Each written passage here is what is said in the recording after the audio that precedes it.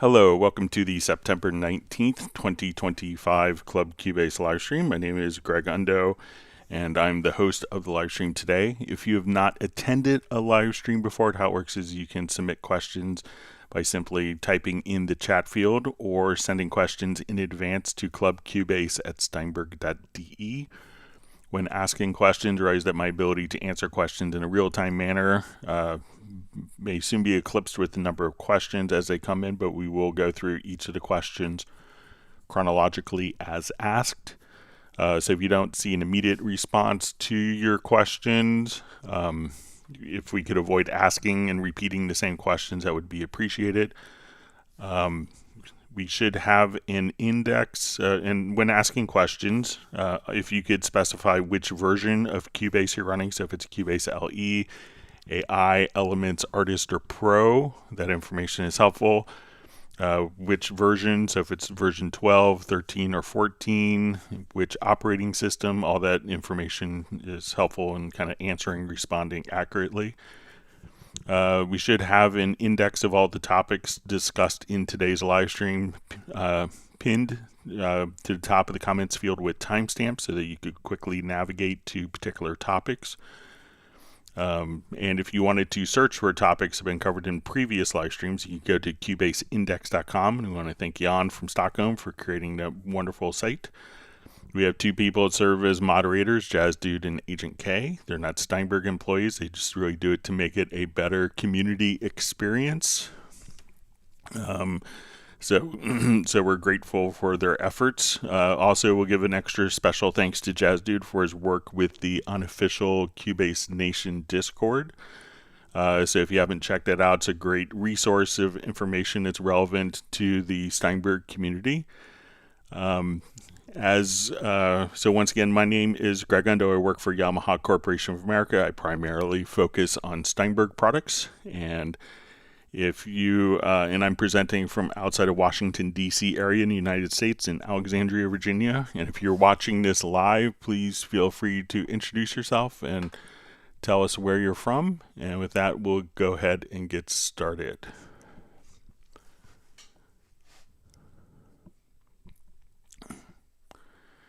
All right, so we see a question from Yazian. Just asks, is it possible to route my vocal to male, female with Omni Vocal Beta 3? And I think I responded a couple times on emails. If you could share a link to Omni Vocal Beta 3. So it's not in Cubase 14, so I'm not able to show it. I don't have a license for it to show in Cubase 14. And I've asked a couple times if you could share a link. So, Yazian, if you get a chance, if you respond to the email, that'd be great. All right, we see Stefan from Sweden. We have Uno Memento, very loyal attendee, checking in from Finland. Always fantastic to have Jazz Dude on helping out. We appreciate all the work and efforts that you put in.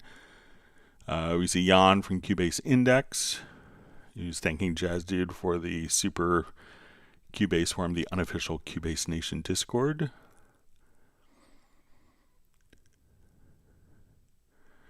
All right, we have VS Terra Nova checking in from Amsterdam. We have Rick France just saying hi to myself and to all the Cubasers, and he's in Pacific Northwest in the United States. We have Ari just saying hello. All right, we have Benny checking in from Sweden. Mark Winslow sending aloha, saying aloha from Honolulu, and he's ready for another great stream. Thanks for joining us today. It's probably pretty early, like 7 a.m., I think. All right, we see Fly V on from Winnipeg. All right, DJ FK is wishing everyone happy Friday. We see Nick on. Great to see you on. All right, we have Kier Dixon just saying bonjour, merci. Thank you, Greg and Jazz Dudes. You're welcome. John Costigan checking in from Kenosha, Wisconsin. We see.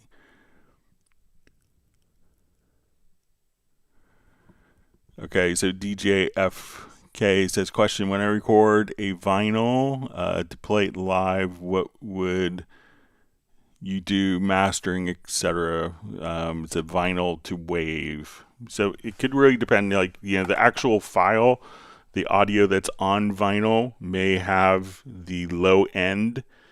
The file that's actually kind of mastered on vinyl generally doesn't have as much low end on it, because if you, in the mastering process to playback for vinyl, you may have to, if there's too much low end, it can cause the needle to pop out of the groove on the record. So a lot of turntables will simply kind of through a circuit add kind of artificial low end. So if you don't have that particular circuit, you might have to, some older turntables, the circuit stops working. So you may have to add the low end if it sounds really kind of thin. If you notice that there are lots of pops and clicks, which is kind of a known sense of frustration with vinyl. It used to be great. You could buy, if you really liked the record, you could buy it 3 or 4 times if you wore the record out and had lots of pops and clicks on it. So you could use a solution like Wavelab. So if you get a Wavelab Elements or Wavelab Pro, at this point, you could have, if you need to do restoration,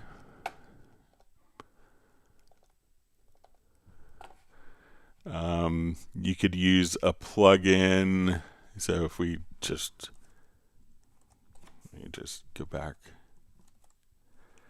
So one of the plugins that you get with Wavelab, so under the Steinberg category, is going into restoration. So if we go to the restore rig, at this point you could have declicking. So if you wanted to get rid of clicks and pops, you could also use SpectralLayers if you needed to do some more like audio restoration for clicks and pops. Occasionally you may have turntables that play back at the wrong speed.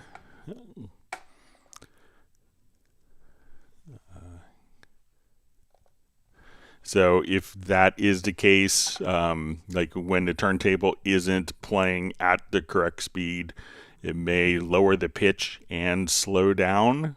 Sometimes people on analog tape recordings would do that as like a very speed technique. So if the pitch isn't, quite accurate from the vinyl transfer, at that point you could place it into musical mode after it's been recorded and put it into tape and slightly increase or decrease the tempo, and that could raise the pitch and speed it up to get it to a correct, the correct pitch and tempo from vinyl. So those are a couple things that you could do.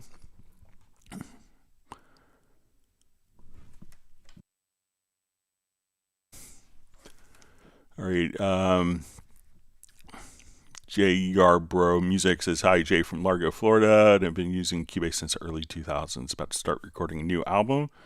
So congratulations. I've been to Longboat Key a couple times and been to Tampa, St. Pete, Sarasota, lots of times when I used to rep that area, way back when. But great to have you on, Jay, and congratulations on embarking on your new project. All right, we have Matt Elston saying hi from London. We have MDW saying hello from Boston. All right, Nick says he's not going to be able to stay long, but the like button won't whack itself. So he's just popped in to hit the like button, so that's great. So we see Smatty Wend says, hello there, Smatty from South Africa running Cubase 14 Pro. Thanks for joining us today. It's always great to see people from South Africa on.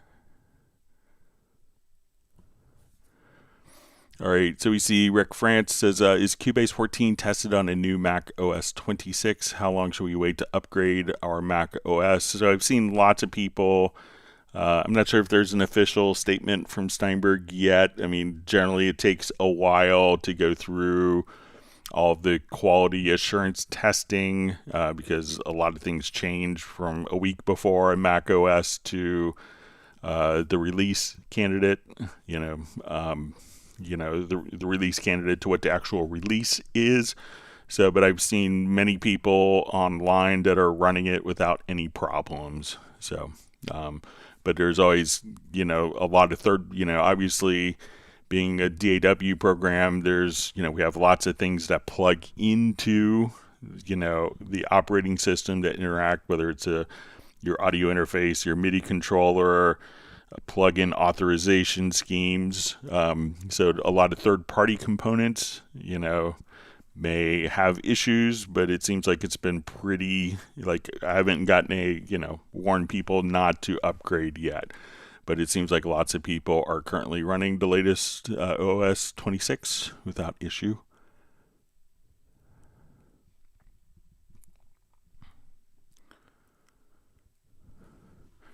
All right, Myron Feltner Jr. asks, can I see an example where you, 1, imported video, 2, insert the video and its audio track into a folder, and 3, enable group editing for that folder and explain any issues? Okay. Okay, so let's go ahead and do a new project here.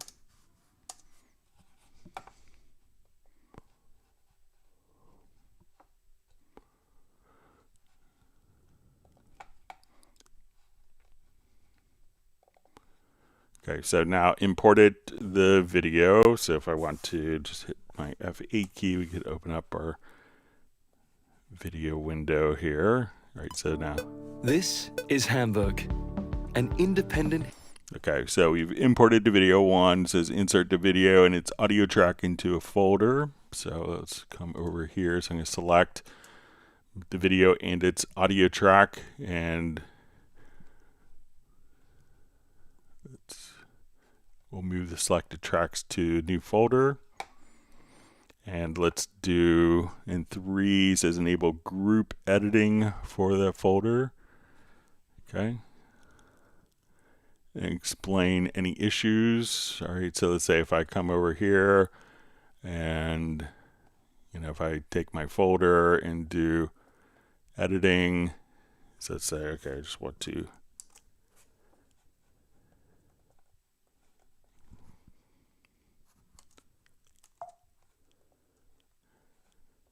say I'll just get rid of that, and I can move the folder and its contents over. So now as we play, it's our vocation, Steinberg, makers of Cubase, see kind of an VST, awkward ACO, Wavelab, corners of the awkward world. edit probably coming right about Linked here. by the passion for music and audio technology.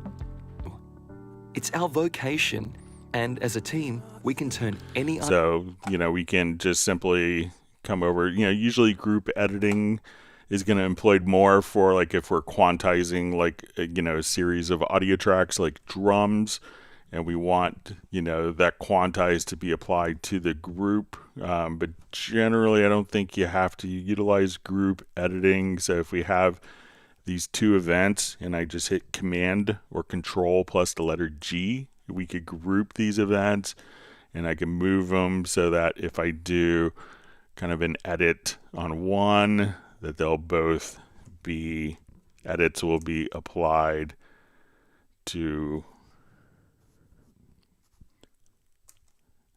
to all those without having to apply, place them into a folder for group editing. So, now if I move the video track, the audio is tied to it. If I move the audio track, the video, those 2 will be kind of tied and linked together. So let me know if that's helpful for you, Myron.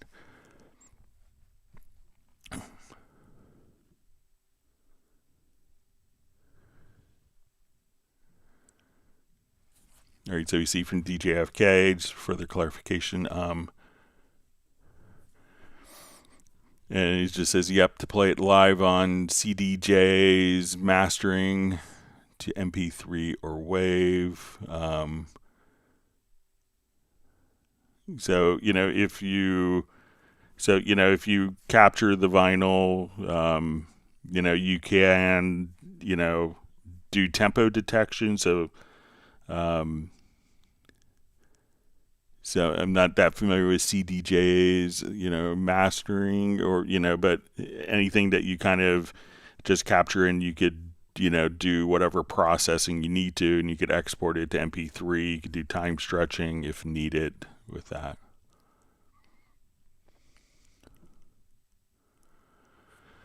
J.E.R. Borough Music says, question, do you see Cubase ever being able to generate sheet music from audio recordings, i.e. the complete final recording project with audio and MIDI? You know, if it's going to be like a monophonic source, you could do it. There's a lot of things that are trying to do like accurate MIDI transcriptions from, you know, audio. They all tend to not be very accurate when you're dealing with, you know, multiple voices, but monophonic stuff works well. I mean, obviously, as we see AI algorithms kind of getting more in tuned with this, you know, but I'll just give you an example here. Like, let's say I have, I want to take like the bass part here of this song.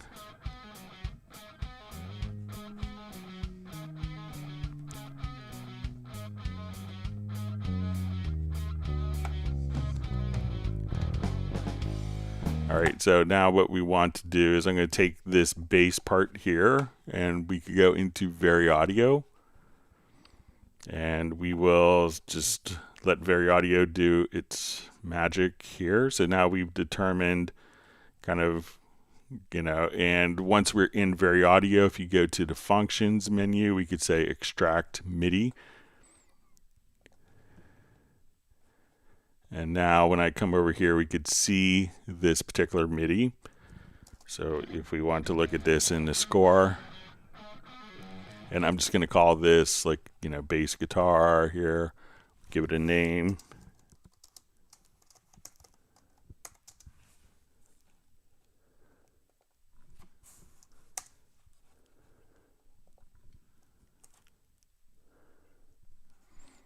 And, or I'll just go to the instrument settings.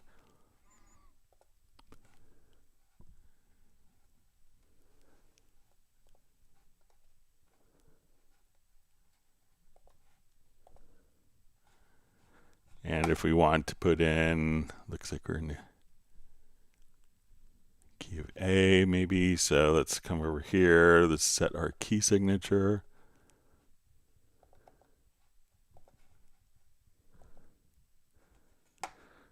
So you could just kind of take in, like, you know, the various, you know, so you could do it for monophonic stuff, you know, like, do I think in the near future, I mean, obviously AI algorithms are exponentially increasing with this, and we see that especially in relation to like SpectralLayers.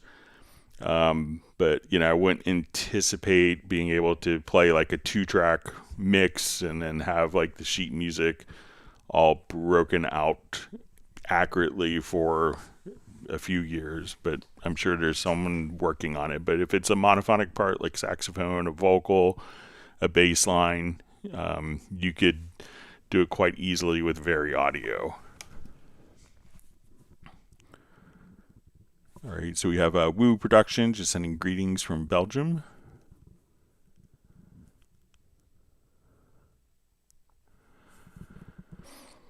All right, FlyV just asked, how do you come up with how long the parts of a song are to match the vocals? So there's obviously kind of, you know, tried and true standards, and I think listeners kind of expect particular like a particular form. So you may have, you know, you're going to notice if you do like a breakdown of different songs, you may say, okay, we're going to have, you know, 4 or 8 measures of an introduction. So generally you don't have a 3-bar introduction. You don't have a 5 or 7-bar introduction. You could do it, but most people kind of can sense when if the song has an introduction that, okay, after 4 bars or 8 bars, now the song is going to get started. In traditional pop music, you may say, okay, now the vocal is going to come in. Or after 8 measures, the melody comes in. So let's say if you're doing like, you know, string quartet, you may have, you know, like the accompaniment instruments play for 8 measures, and then, you know, have 4 or 8 measures, and then the melody will come in. So often the melody may be 8 measures, 16 measures. It's generally going to be intervals of 4, but 8 or 16. And then people are going to kind of expect something around 8 measures. And you can make an analogy of, a sentence in a paragraph. If like maybe if you're doing poetry, you have 4 lines in a stanza, like a paragraph. People kind of expect kind of this rhythmic flow, and people often say, okay, I'm going to have a intro, a verse, a chorus, verse 2, chorus 2, and after chorus 2, people are like, okay, let's have a little bit of a change so it's not so monotonous. And then you have a bridge section. Now you may do a third verse after the bridge, or you may, if it's a more commercial song, tend to do like the chorus repeating over and over again if it's like to re-emphasize the hook. So none of these are tried and or absolutes by any means, but when we want the listener to actually be able to follow along easier, and it used to be if you're doing an analysis of rock songs in the 80s, after the bridge would probably be the guitar solo. And for a lot of acts, the guitar solo is the most important thing. If you had a guitar hero, that was their moment to say, wow, that band has a great guitarist, and listen to that solo. And the solo is real important. 30, 40 years ago, now guitar solos are hard to find on a pop record. So, but a solo was like a really essential, like credibility building thing 40 years ago. So you might have a longer solo. So there's no real rhyme or reason, but just, if you study the structure of a lot of songs, there's like, an interesting John Bon Jovi quote I heard him say in a documentary is, don't bore us, get to the chorus, so if, if you, and it's really interesting to listen to people that, are doing like a TV theme song where they have to kind of get a whole complete idea, maybe with 3 sections of a song in 30 seconds or 60 seconds. So you have to kind of develop a whole musical thing that, goes somewhere, returns to somewhere, and develops. And if you look at like, the Beatles for their musical form, a lot of times they would start off with a chorus. And, it's catchy that way. Wouldn't even have an intro or, think of Help, just bam, right into the chorus of the song. And then you do the verse afterwards. But again, I think if you do analysis on length, depending on tempo, so it's generally going to be like 4 or 8 bars. But sometimes, just being aware of kind of tried and true formulas, while they could be a cliche, is also kind of what the listener is anticipating and expecting and can relate to within their particular, within a particular song.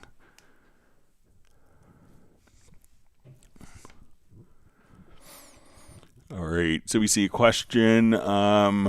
Says, hey, hi Greg, can you explain the difference between track type preset and an effect preset and how one would use it, please? Cubase 14 Pro on Windows. All right, so when we have an effect preset, so let's say I have this song here, and let's say I want to go to utilize the VST bass amp on this. So I can go to my distortion category to VST bass amp.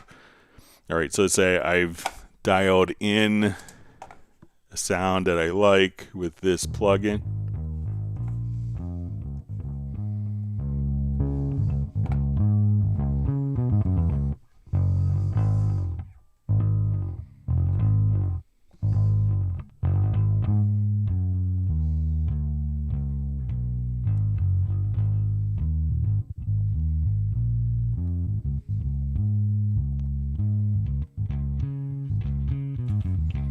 All right, so let's say we got kind of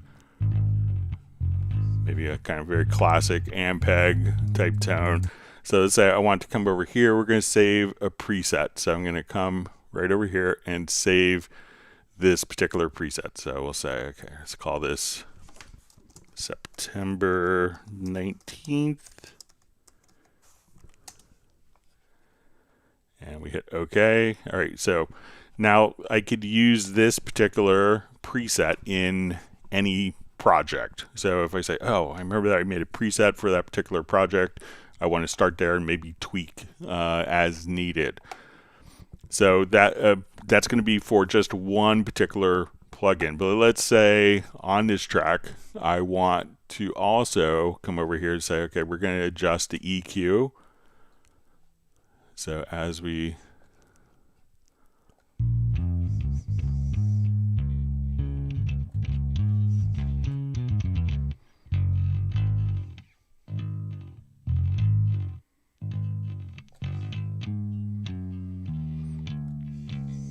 and let's say we'll put a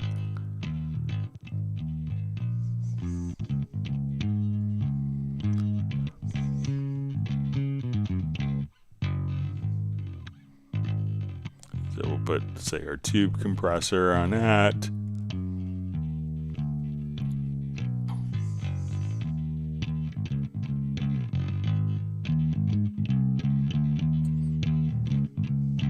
All right, and let's say now I want to put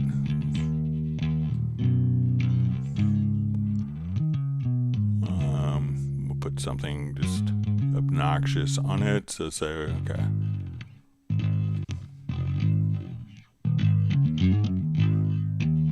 Coursing. All right, so if I want to now recall all of these settings, so my channel strip, the EQ, plus multiple plugins, this is when I could save a track preset. So I could right click here and we'll choose Save Track Preset.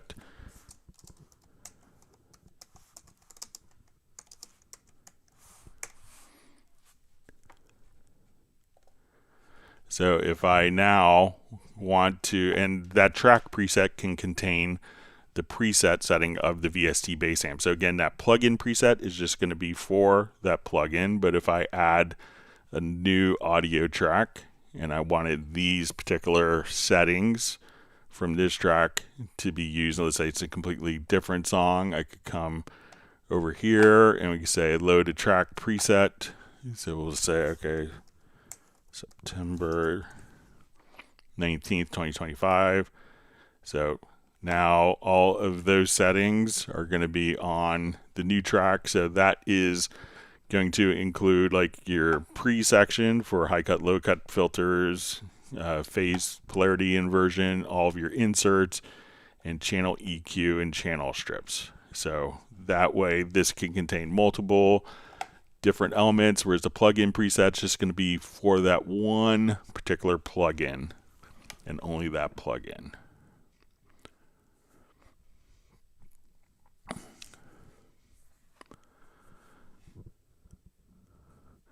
All right, so we see from Flyv just says, do you need to do the vocals at the same time as the song creation? So whatever works for you, you know, it's kind of the classic cliche question that, you know, many interviews have asked songwriters, like, oh, do you do the music or lyrics first? And some people, you know, probably Bob Dylan does the lyrics first and then comes up with music. And then if you talk to Van Halen, my guess is they would do the music and come up with the lyrics to fit the song.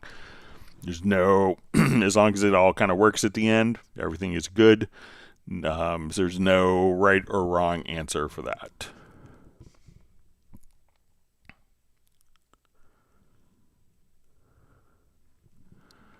Rick France says, hi Greg, did you finish your Stream Deck profile you're working on? If so, where can one find it? So it hasn't been publicly posted yet, but I'm sharing it with Steinberg and letting them kind of decide what to do. But if you email me, I'd be happy to kind of maybe pass it along if you wanted to give some feedback on it.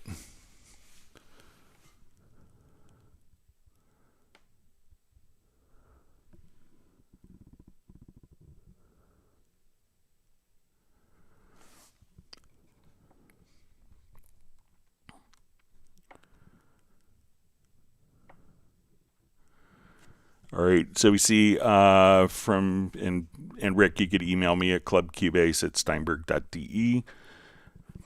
All right, Ted Springman has a question. It says, hi Greg, great to see you on, Ted. It says, hi Greg, no need to demonstrate, but I have a theory that Cubase can be set up to simulate the harmonic series of a melodic pitch track in which copies transposed in hertz are the harmonics. Thoughts? You know, there are like some plugins, and I'll show you this. There's a plugin in Nuendo that's kind of interesting for this. I'll just open Nuendo quickly. It's called Post Filter. I believe it's called. Let's see if it's.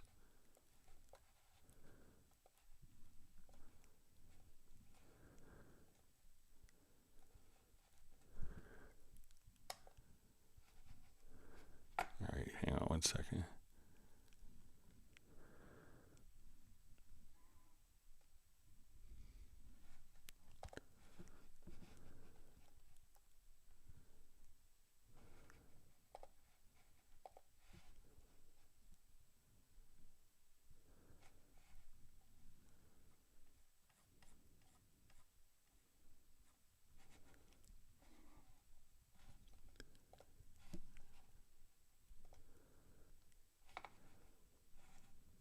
Let me see if I get my license sorted out. Sorry about that.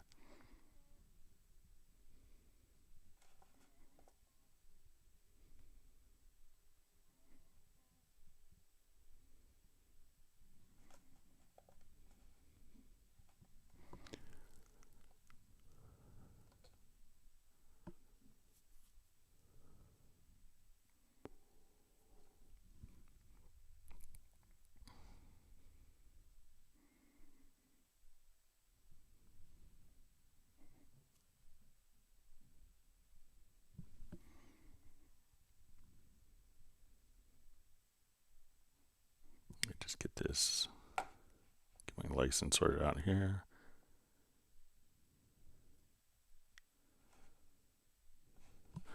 Okay.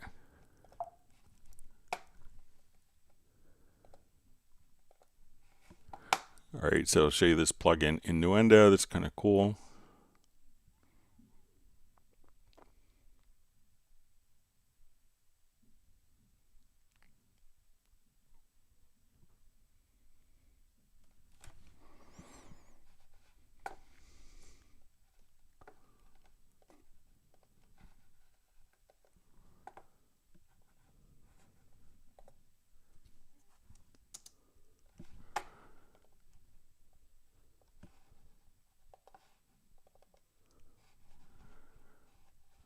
Okay, so if we come here, let's get to the EQ. So if we come, maybe it's under filter.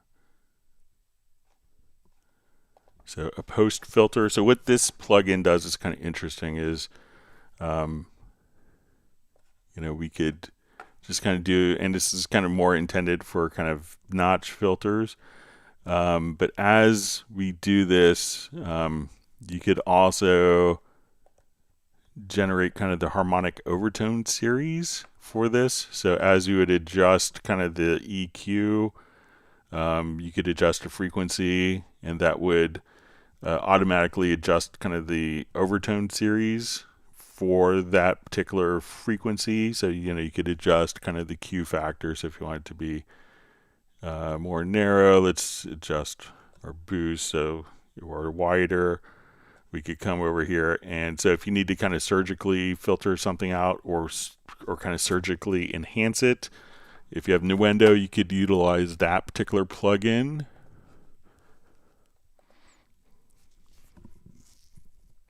But seeing it within Cubase, with Cubase, you get a license of SpectralLayers Go. But if we want to come over, so let's say if we want to look at this particular bass part, and we'll select a track, and just if you wanted to do some creative stuff within the SpectralLayers, so we could come over. So it's now when I double click, we're going to go launch SpectralLayers for the particular edit. And what you see here is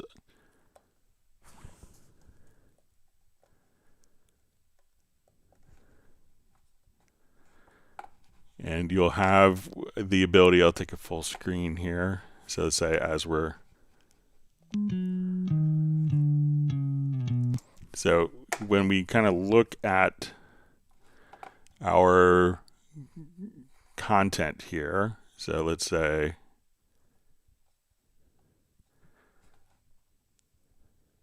what we're seeing is kind of the overtone series here. So when you see these kind of same frequencies, and within SpectralLayers, you could just come over here. One of the selection tools will allow you to kind of select, and this may be in the full, but if you wanted to just kind of select just the overtone series,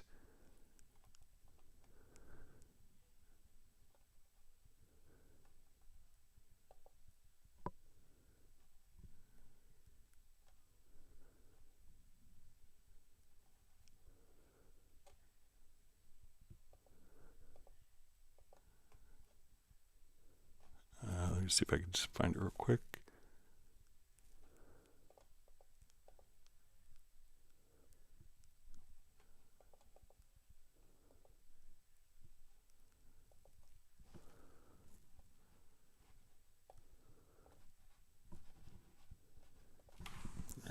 Sorry.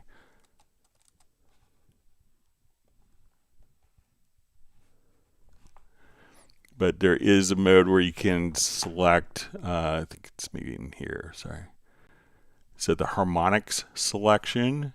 So now at this point, as we do, I could just come over. So let's say if I select kind of the fundamental frequency, we could also select kind of the harmonics. And if you wanted to make that a layer to kind of bring it out, you could utilize that within SpectralLayer without selecting kind of the fundamental. So let's say if this was the fundamental, I could select kind of its overtone series and, just come right over here and bring out that without selecting the fundamental frequency as well. So if you wanted to run that through VST plugins or compress the overtone series or expand the overtone series or select just this particular, let's say the fundamental layer, and then you could compress that but not the overtones. So you could do different kind of sound design stuff utilizing SpectralLayers, because you could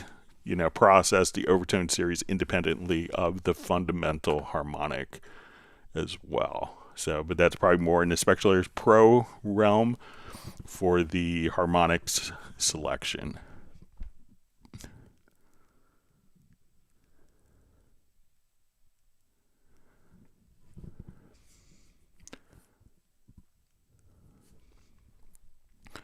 All right, so we see from Myron Feltner says, in your video group folder, you seem to ignore that Cubase said the video and audio file isn't the same length. All right, so I'll just do it new again. So, generally video can, video will have 20, in this example, this video will have 25 frames per second. But the audio is obviously going to have 44,100 or 48,000 samples per second. So often it's not going to be the same exact length, but let me just import that video file again.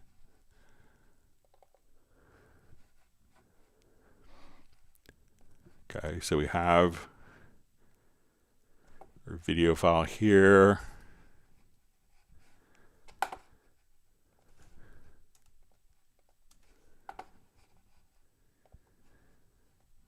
And I'll put it into a new folder.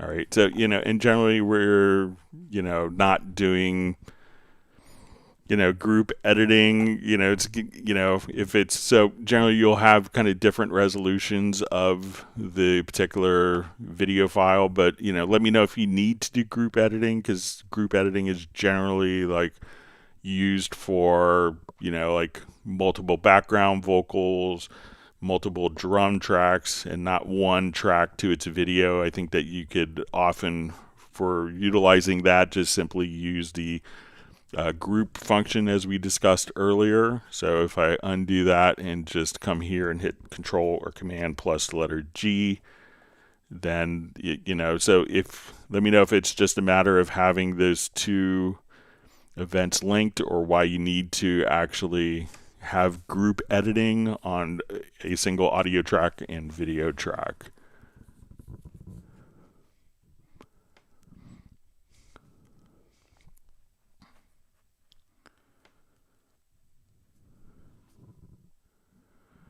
All right, so we see Ted Springman just mentioned on a related note, I believe SpectralLayers will export natural harmonics to individual tracks, and changing their volumes will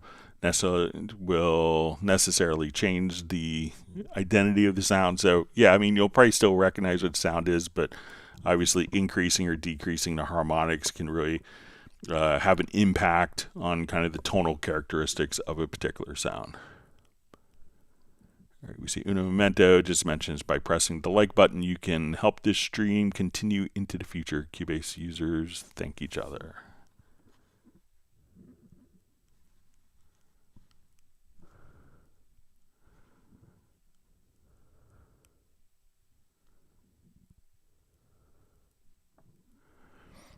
All right. So just see from DJFK, see Move, and then sound design, a lot of Janelle, and no AI, be creative, do music with people. Like AI never can do this. All right.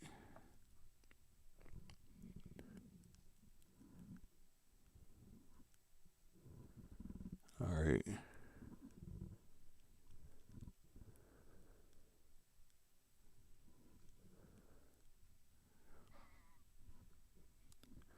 All right, so we have Zounds by Timo, says greetings from Sheboygan. So is that Sheboygan, Illinois, or is it Wisconsin, maybe?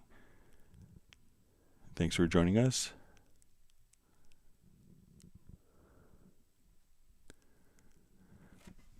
All right, so we have Razel Zamini checking in from Denmark. All right, Rick Francis says thanks. Flyv says great info. Thanks, Greg. All right, great to see Parabot 2 on. All right, so we see Sumit Kumar Saklani says noise reduction.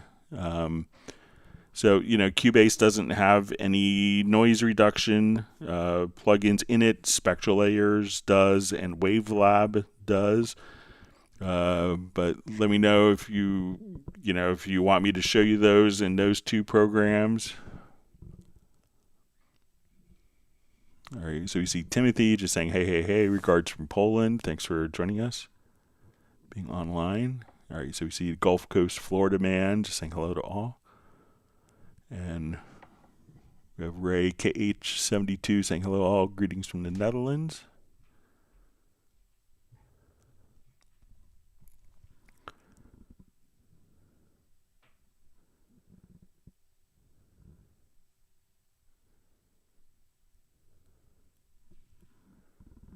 All right, we have Mr. Coatsworth saying hi to everyone.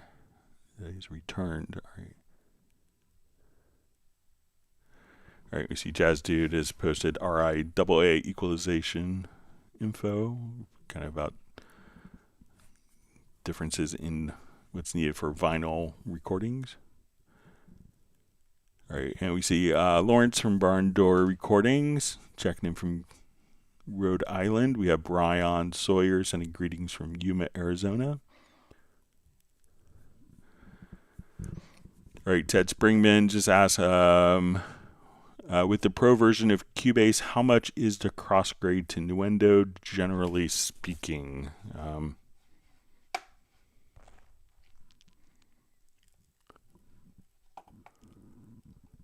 right, let's take a quick look.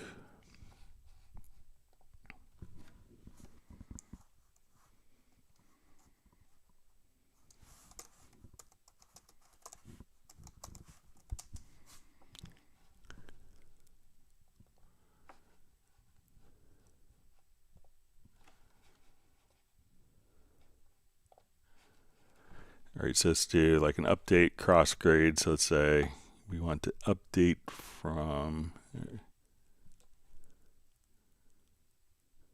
let's Let's see if it's in here.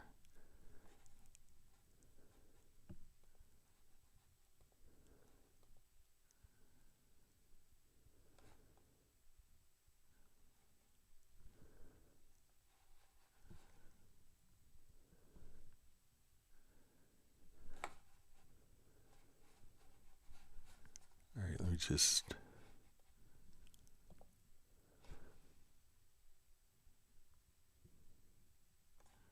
Okay, so let's say go from...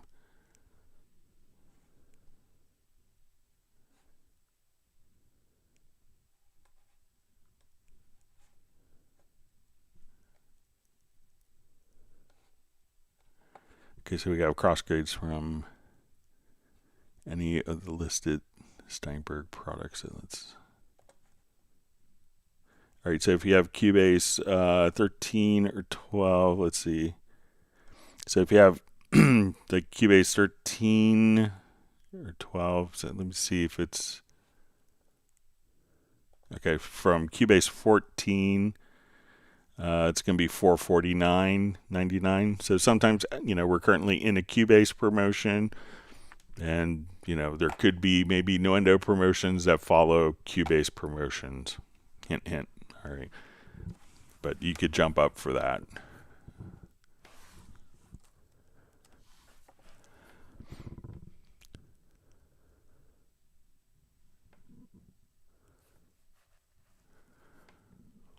All right, so we see, not sure if I mentioned that Brian from Yuma, Arizona is on. Gulf Coast, Florida man says, could you show me how to be able to take a mono audio source and make it stereo in Cubase, please? Okay, so let's go ahead and...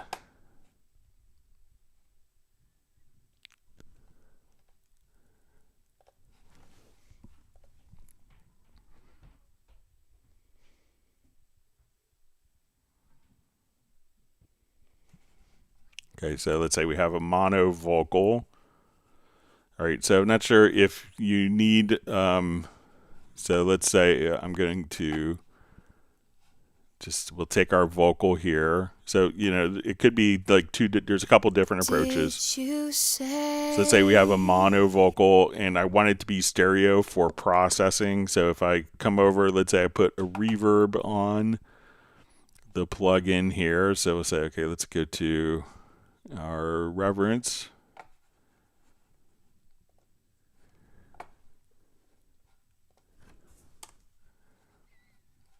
All right.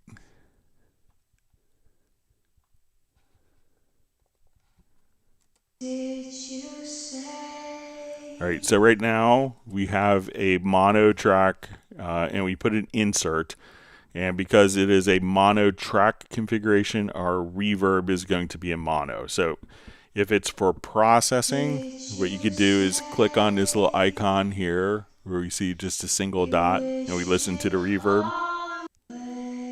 So now we have a stereo reverb. So let's say if I do a stereo delay, and so let's say we'll do...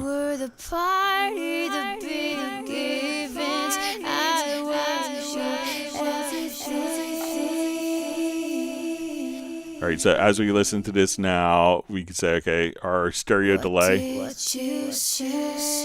the delays are all mono, but when it's on the stereo track, now you'll hear kind of the ping pongs.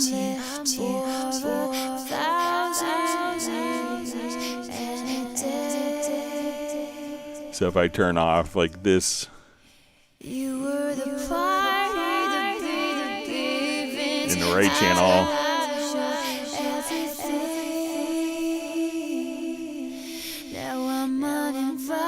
so now you hear the processing. So if you want it to be just for a particular, for effect processing, you could take the track and kind of click here. So we see two circles, that's stereo.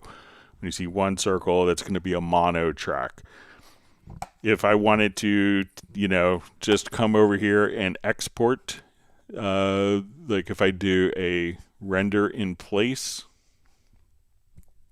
and we want it to make this a stereo file. Let me just go to my render in place settings.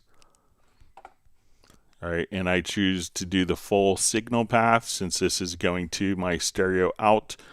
That now when I render, it's going to automatically make it into a stereo track. So we can see our left and right channels indicated right there. So that's one way.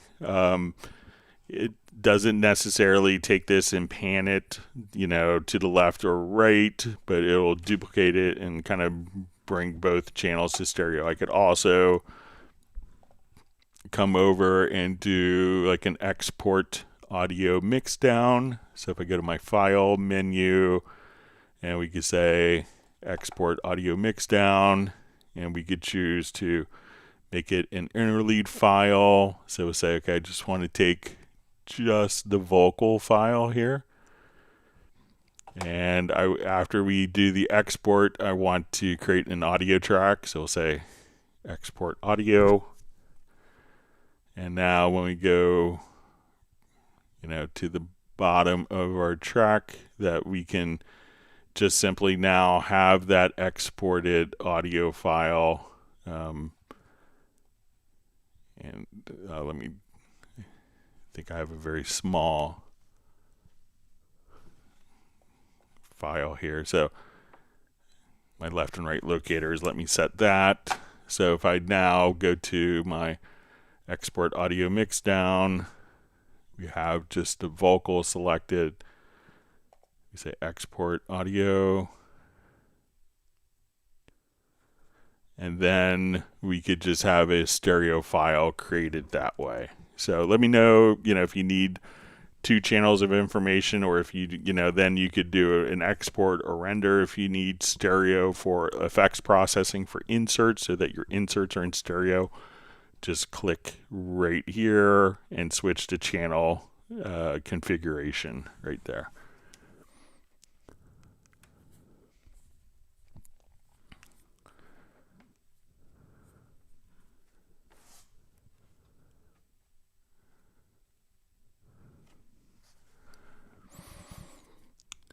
All right.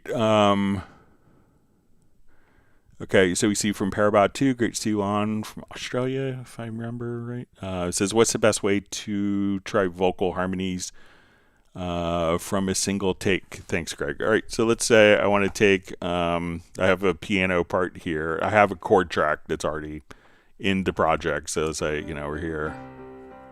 I'll just turn this effect off.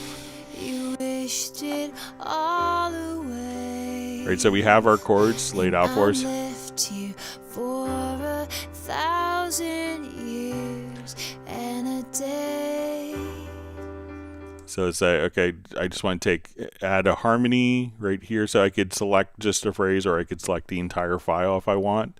And once we have the chord track, at this point we go to your audio menu, and we'll see generate harmony voices. We could generate up to 3 harmony voices at once. I'll just say let's generate a single harmony voice that will get added directly underneath. So now when we go to listen to our piano and the 1,000 years and a day. So at that point we could just create harmonies. So just there. So once we have the chord track that's in the project, just come to your audio menu, and then you could just choose to, again, generate harmony voices, and you could generate up to 4 harmonies at once. So let me know if that's helpful for you.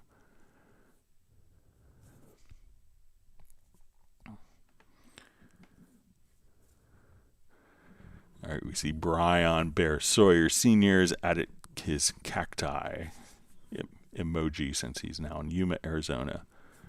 So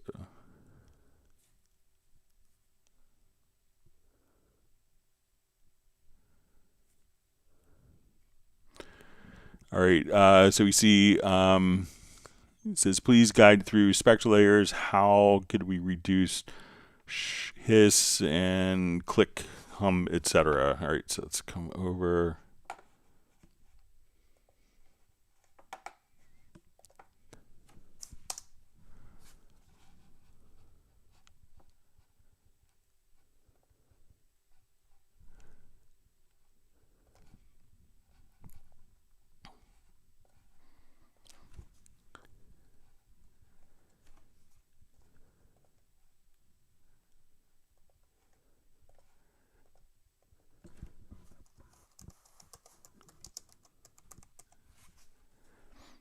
Okay, so let's say we want to have kind of like the quintessential guitar part here.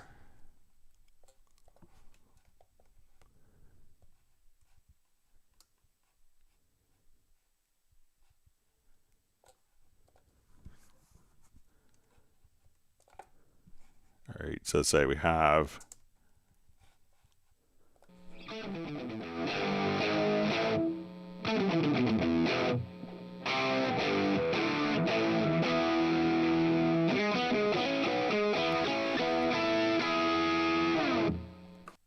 all right, so just a lot of nasty hum, buzz, everything that you hate about a single coil pickup. So let's come over and we'll go to our spectral layers. Okay, so now when we come over, we'll say, okay. All right, so here we have kind of a whole section, and what I want to do is let's just do kind of a rectangular selection.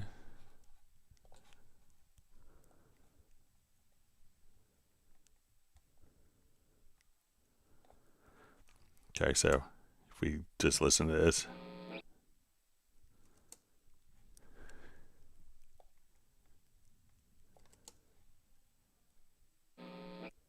All right, so if we want to kind of get rid of that, so what I'm going to do is go to your modules, and we'll say there's going to be a denoise. And what I want to, I'm basically using that particular area. So, and then this will be, I'm going to register that noise, and we'll say apply, and I'll do it maybe twice. So now when we listen to our file,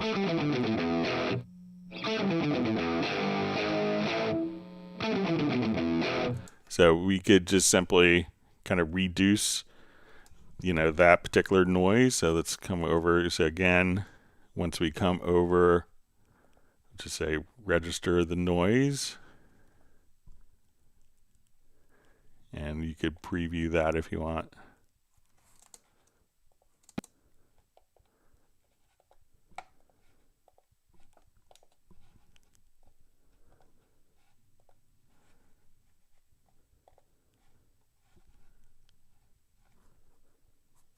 So now we'll listen. So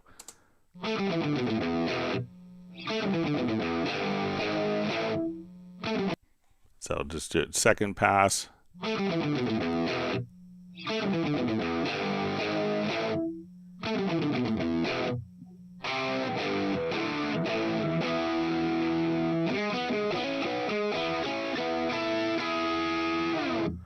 So once again, just kind of find the particular noise, and you know, it's often easy to, then you could just filter that out. And there's also where if we wanted to, so if we undo all of those changes, we come over, so let's say if we wanted to just go to the modules and say let's debuzz or dehum. So at this point we can say, okay, we'll see if it's, I'll try 60 hertz based on North American hum.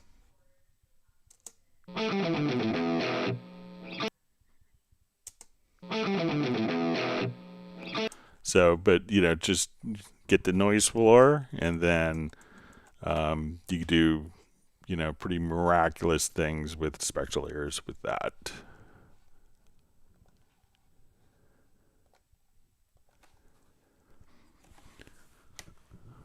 All right.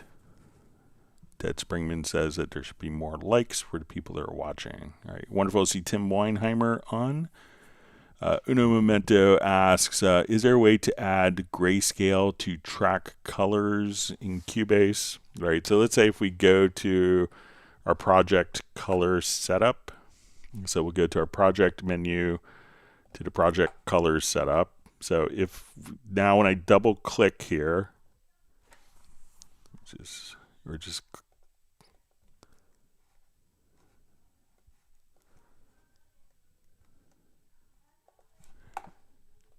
all right, looks like see if I have anything that's pressing a key down. Sorry about that.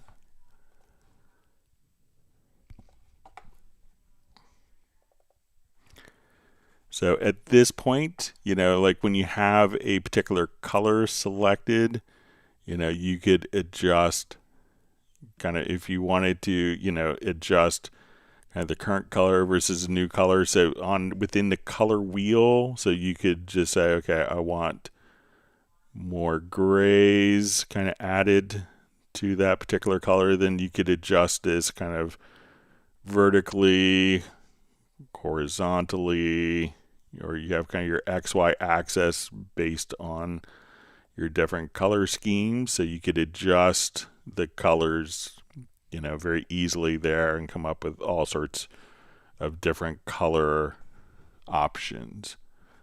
So once again, go to your project menu, to your project color setup, double click on one of the colors, and then you could adjust. So you could kind of the different colors here. So you can do the color picker and then different levels of darkness, brightness, and more gray if you want. So let me know if that's helpful for you, Uno.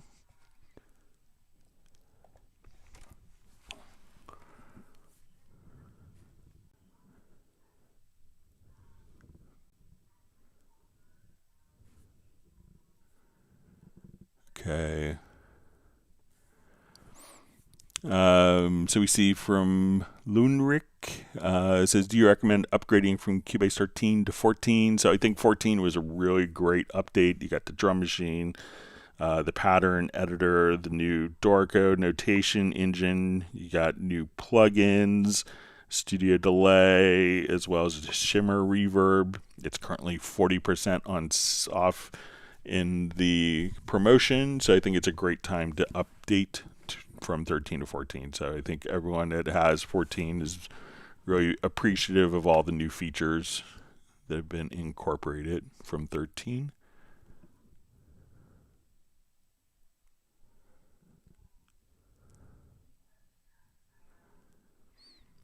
All right, we have Artur Y-Pitch Music just saying, sending greetings from Poland. Thanks for being on part of the community today.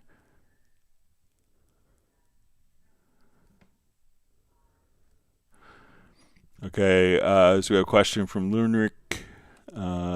Says, why isn't the track marked in Cubase when selecting an event, like in the mixer? All right, so let's say if we have a number of tracks here, so if we select the track here, so let me just make sure I'm reading this correctly. Why isn't the track marked in Cubase when selecting an event, like in the mixer? So it could be just a preference. So let's say I have different events here on different tracks.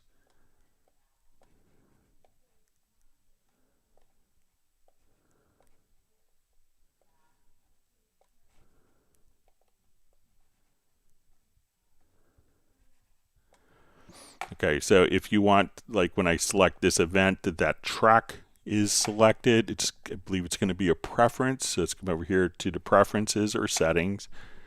I believe it's going to be under editing. The track selection follows event selection.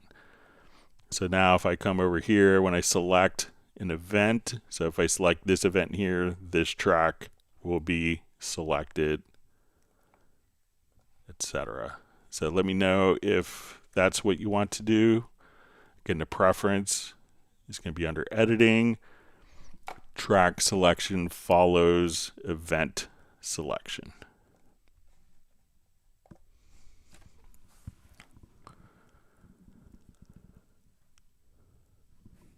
All right, you see Jazz Dude's kind enough to put a download for the different color templates. That's great. Thank you.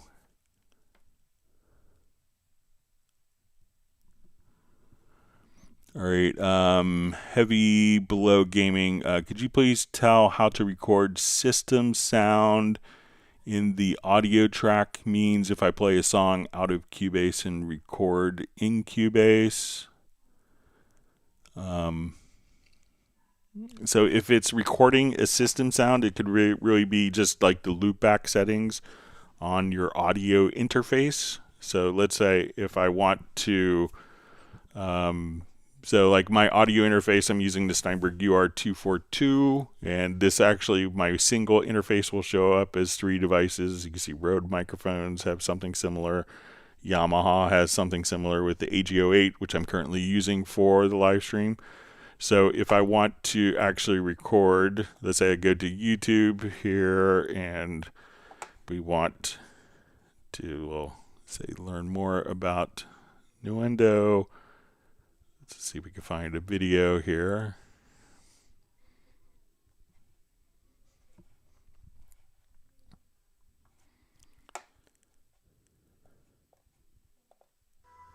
All right, so I'm going to take my system audio here and send it out to my Steinberg streaming music. Okay, so now we started Pressure Cooker back in 2010. All right, so I'm going to go to Cubase. Let's add an audio track. So I'll add a stereo audio track. And I'm going to say it's coming in from the streaming input of the audio interface. So we'll say,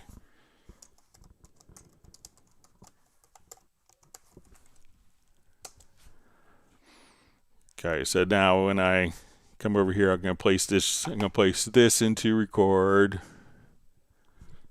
Go back to the video, we'll hit play. We started in my basement, and we've grown from just me and my partner to a team of 15 people now. I think this is in South Africa. We built these new facilities from the ground up, and we built them with the future in mind. And so that's where our Dante system came into play. And so we connected every studio in the whole place with Cat6 cables so that we could link up and record with whichever room, whichever engineer that we wanted at any time.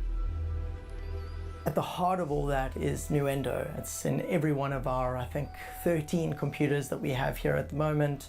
For all our engineers, whether they do audio or music, there's a consistency. All right, so let's say we'll stop to plug their work into, like. So now when we go back, we could just have that audio that was captured right here. Connected every studio in the whole place with Cat6 cables.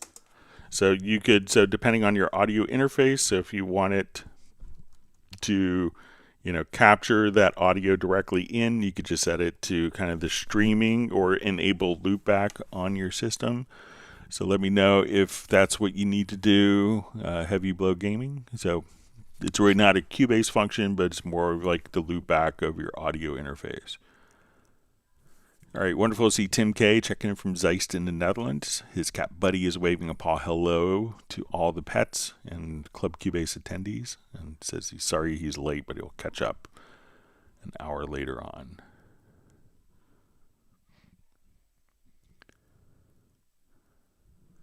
All right, so see Gulf Coast Florida Man just says thank you very much, Greg. All right.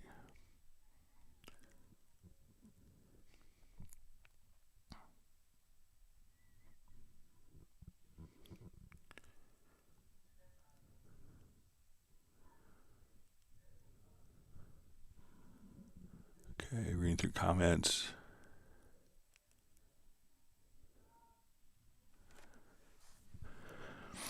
All right, Mr. Coatsworth asks, is there a way to change the look of the channel EQ controls? I think there used to be a way to set them to be knobs, not sliders. All right, so let's open up our channel EQ. All right, so we do that. We can see sliders here. I think if we just kind of go to the settings menu here. Sorry about that. Let me just kill the loop back. My apologies.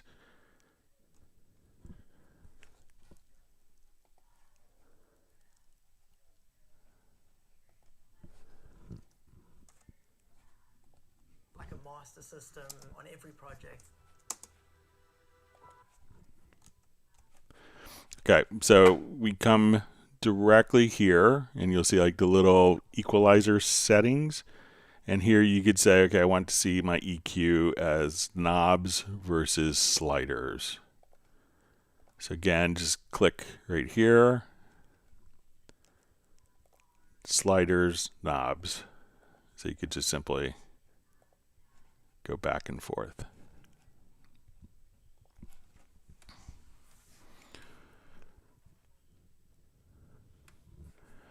All right, Timon Borgdorf asks, hi from Rotterdam, Netherlands here. I'm experiencing CPU problems when writing, producing, and mixing at the same time using an Intel i7 Cubase 14 Pro. Do you have any tips? So, what happens is, how every DAW will work is that you're going to have, one track can only talk to one particular processor core. So you may have like 12 processor cores, but if your one track is kind of bogged down with, let's say, 8 plugins, and that particular track could be causing the whole system to slow down and affect your audio performance. So we're not going to talk about CPU performance because it's independent of audio performance.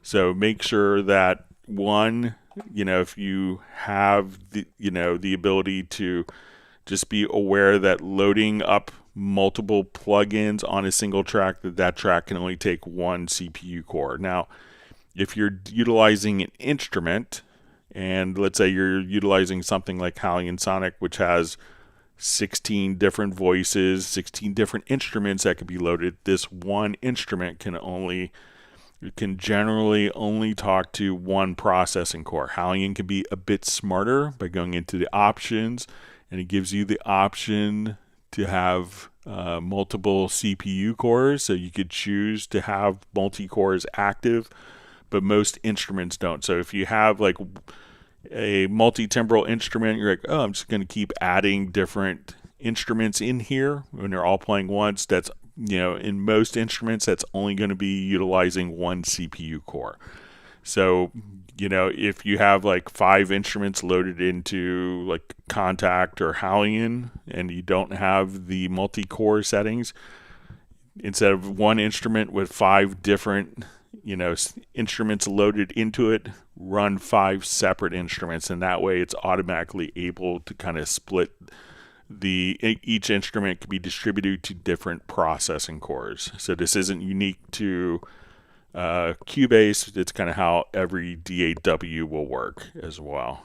So, because the nature of like a plugin that's serial based, we can't just, the DAWs can't just say, okay, for my 8 plugins, take a different processing core for each plugin independently, so that one track can have access. So if you have ways to split up, and if you run into issues, choose to render tracks in place or choose to freeze tracks that you don't need, if you're kind of settled in, choose to freeze the track, and that will just play back an audio file in the background, freeing up system resources for better audio performance. And if you need to change it, just unfreeze it. And that's what the little snowflake will do here.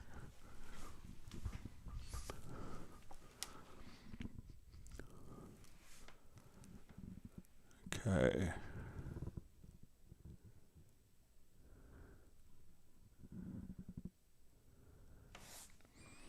All right, great to see Rick from Bratman Studios on. From Whittier, California. Glad you can make it, Rick. All right, so we see Suede TV and Recording Studio from New Jersey, just saying hi to everyone. Thanks for joining us.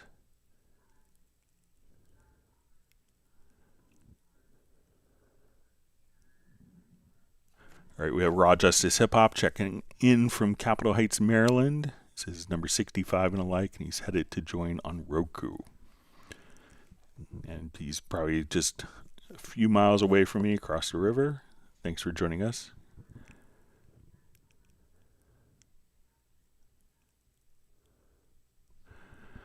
All right, so FlyV just asks, says, what's the trick to getting the notes played pathway to show up on the chord track? I was just dragging the master track into it and got way too many notes. All right, so let's say, all right, let's do a new project here.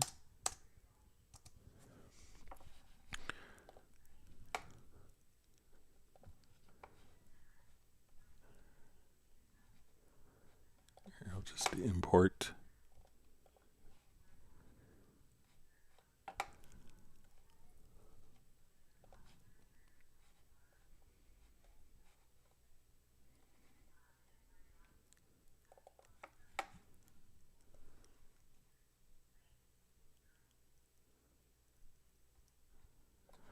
Okay, so when I come here and do a chord track, so generally there are some settings that you can do, Vince. So just add a chord track here. So generally when I drag it down, let's see if I just choose to, I'm going to right click, go to, or select the track, go to my project. Let's get to the chord track. Now let's choose create chord events. But sometimes I know with some MIDI parts, you may get like choices for like if there's arpeggiations. Let me just take a look at when it's like MIDI part based. So when I drag this up, so generally with chord events here, you can say, you know, do we want to include the bass notes, tensions, detect arpeggios, ignore notes that are less than a 16th note long. So, but with audio, generally it's just kind of drag and drop, you know, it tends to work really well, but, you know, there's always going to be some material that it may not kind of work as expected with, but I think it kind of does a good job overall. So again, if we come over here to this particular project, activate it.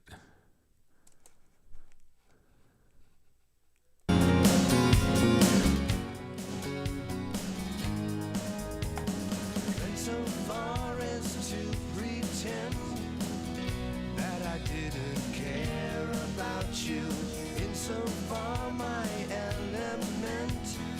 But let me know. So, I mean, usually with audio, it's just kind of drag and drop. But, you know, maybe if you're doing, you know, a, 20th century contemporary piece or Frank Zappa, you might get some odd things. But, you know, but generally it's, you know, pretty accurate. And, you know, I use it all the time on tracks that I do bass recordings on without any issues. So let me know if you just kind of dragged it, Vince, and if you have a file you want to share with me, I'd be happy to take a look at it.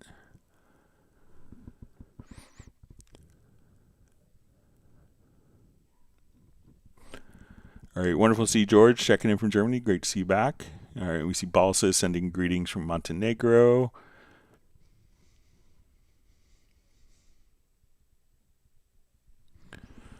Okay, and Balsa's question, it says, how to export a mixdown without drum bus, but keep the effect that the drum bus has on sidechain input, has on the rest of the tracks. Okay, so let me set up a quick scenario for that.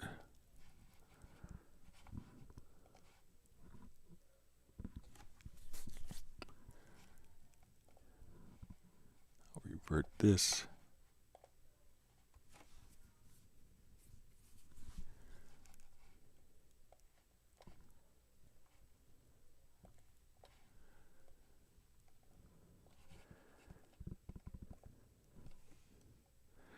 All right, so let's say we have our drums, and all of our drums are going to a group.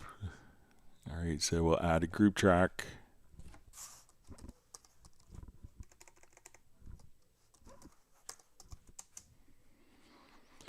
Okay, but let's say my drum is also feeding this, the kick drum is going to be feeding the side chain on the compressor. Here, the bass.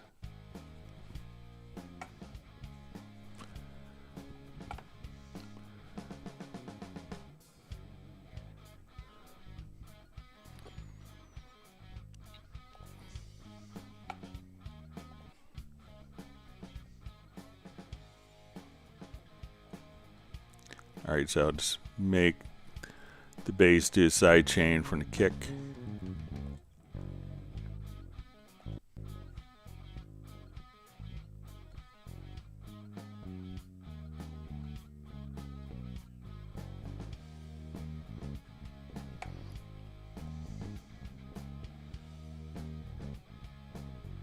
All right, so, all right.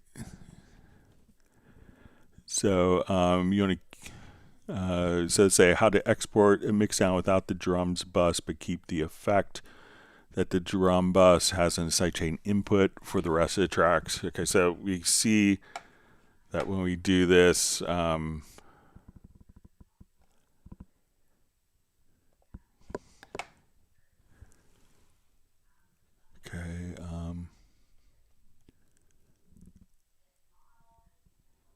okay, so let's come over here. Let's just listen to it. So let's say, all right, so we listen to our bass part by itself.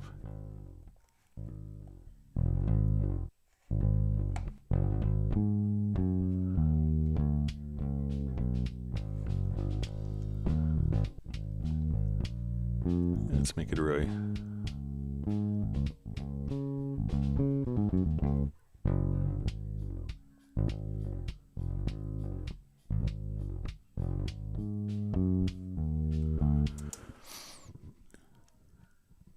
Okay. All right, so I think if we just did a, so I'm gonna come here, let's select that particular track and let's do like a render in place.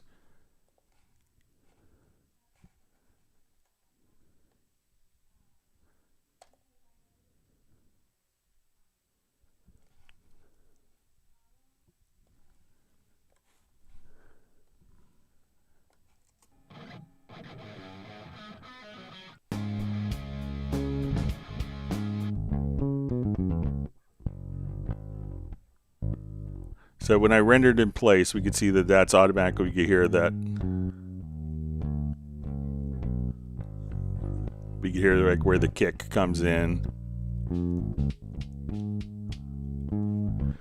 So even though it wasn't playing, so let's come over. So you could render in place and have the tracks sound with the sidechain without having that. But let's see if I do a let's do an export audio mixdown. All right, and I want to do a multi, and I just want the bass and guitars to be exported. And so let's come over here and say we want to create audio tracks.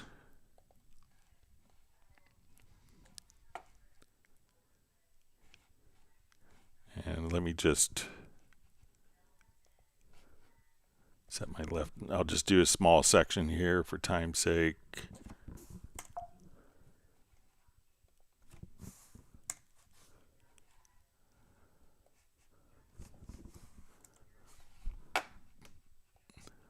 So we go to our export audio mixdown, and again, I'm just going to select only the bass and guitar parts. We're going to create audio tracks.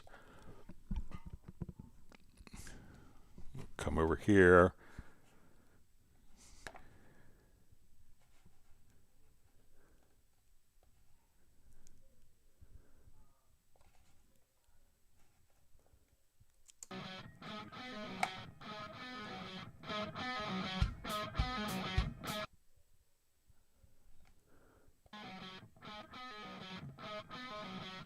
All right, let me just make sure I did the.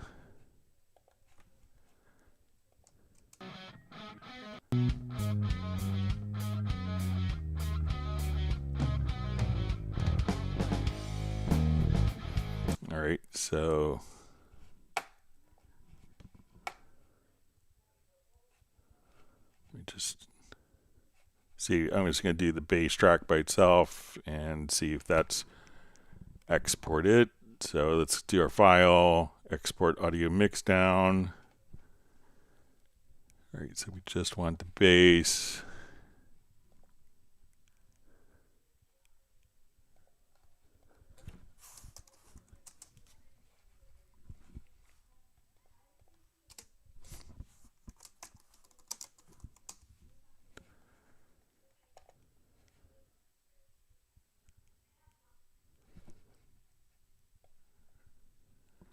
Okay, so let's listen to the bass and see if the sidechain.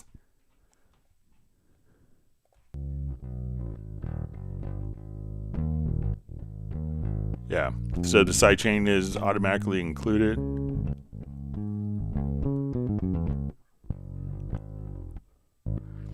Even though the bass, the drums weren't included. So if you do an export audio mixdown, or if you do a render in place, the sidechain, if it's active, even if it's not sounding, will still work. So let me know if that makes sense for you, Balsa.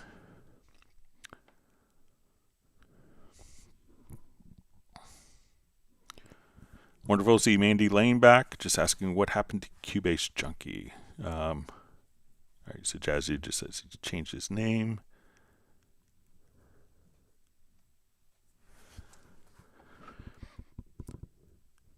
All right.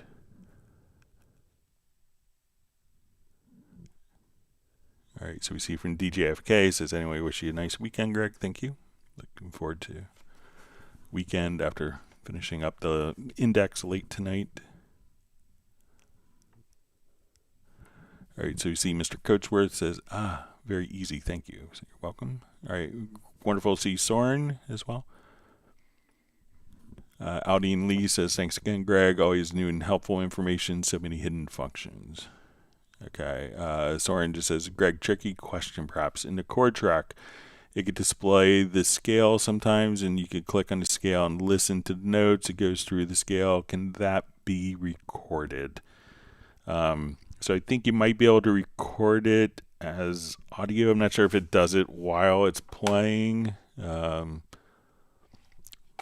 give it a shot.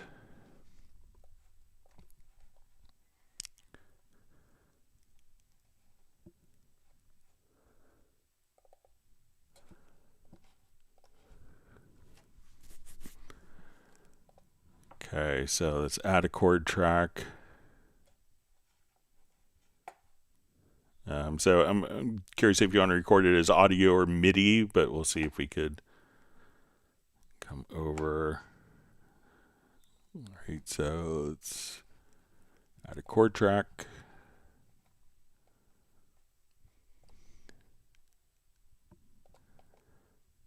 All right, so let's make it a D minor here.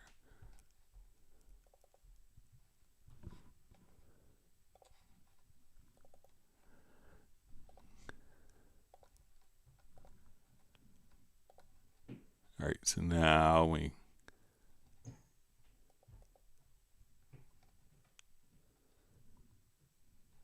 think, try to remember if we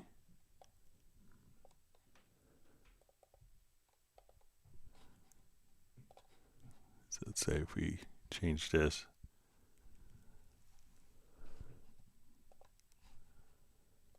So usually we'll kind of play the scale. Let's see if we. All right, let me.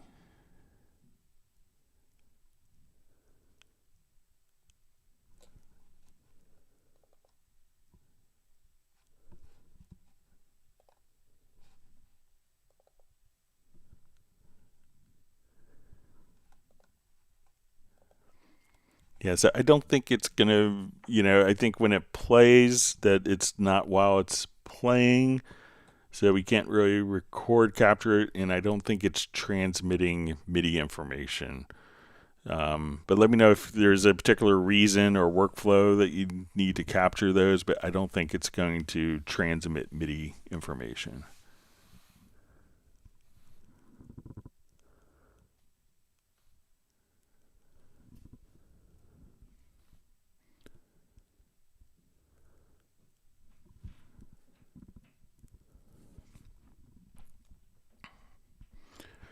Okay,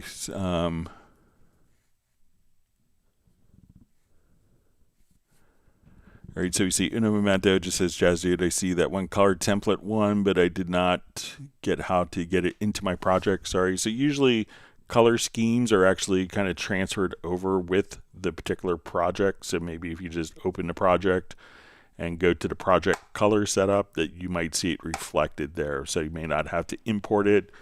But if I go to a project that someone gave me that has different colors, their color scheme associated with that project is carried over with the particular project, and people may save that as a template. So let me know if that's helpful for you. All right, so we see from Jose, hi Greg, which of the three tools, Groove Agent, Sampler, or Drum Track, is the easiest and most powerful to layer a kick, tune it, adjust decay, shape the envelope, and can you demonstrate your choice? Okay, so let's say I want to, so if you want to layer multiple samples, then it's going to be Groove Agent or the drum machine. So let's add a drum track. Okay, so let's say I want to go sample hunting here. So we will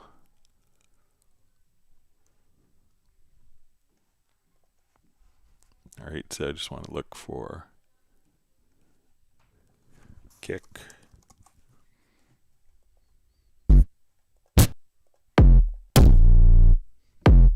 All right, so now I could just kind of drag this over. We'll go to my drum machine track. All right, so now if I want to tune, we could adjust kind of the level here. Let's go into our pitch. So if you want to adjust maybe like a pitch envelope, you want to pick different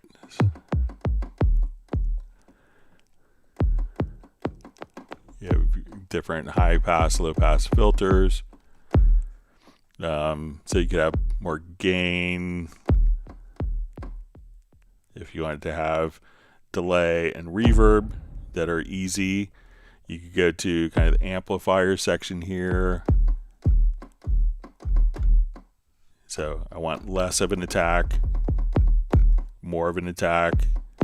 Let's say our decay.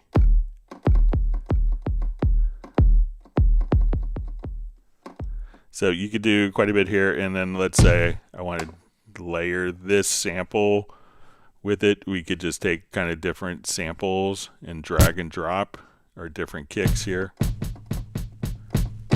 So this is kind of like, very fast. So let's say we'll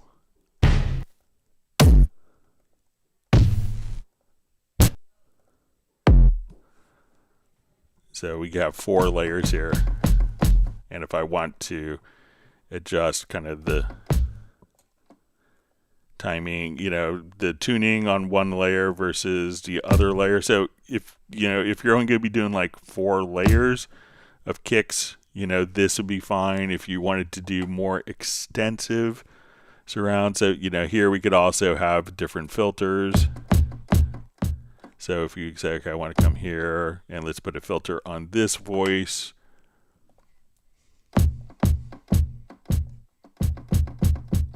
So you could just do that on a voice by voice basis if you want.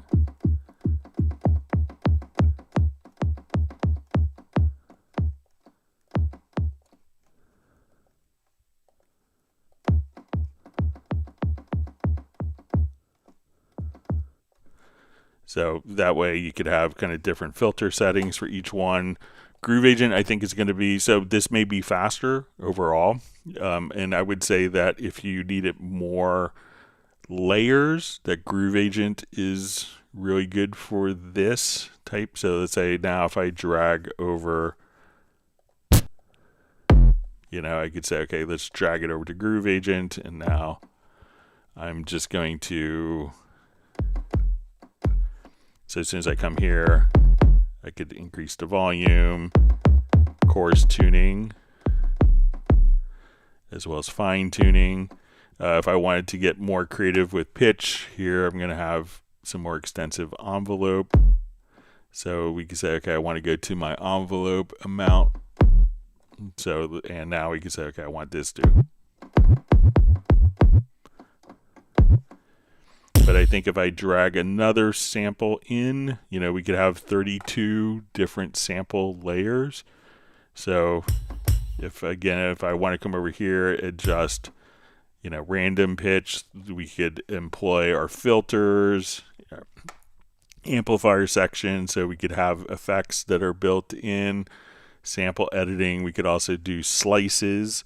So if slicing is something, so ultimately Groove Agent may have more functionality, but it may not be as accessible. But anything that you'd want to layer multiple samples together, we could just come right over here and just continue to layer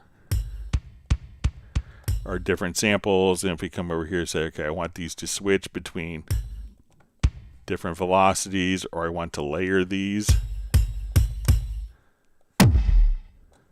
So now, and come over here, so just import this sample as well. So now we could have 3 samples that are layered, but we may not be able to tweak these individually for our different settings.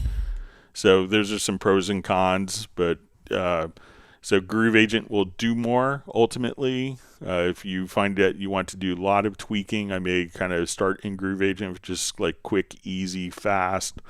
Probably the drum machine is a bit more accessible for those types of workflows.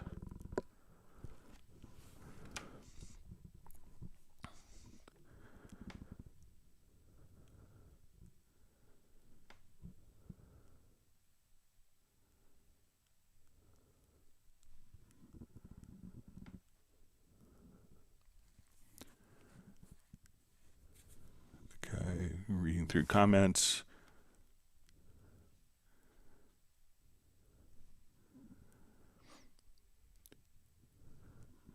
All right, Flyv just says, yeah, I see Jazz Dude says, what is the email where I can send songs to Greg that work on today's Hangout? And just for the benefit of people listening, not following the comments, it's just going to be clubcubase@steinberg.de. All right, so, and I'll check out the file after the live stream. Vince, thanks for sending it. Always wonderful to see Sable Winters on. She's number 82 and lurking in the bushes from San Francisco Bay Area. All right.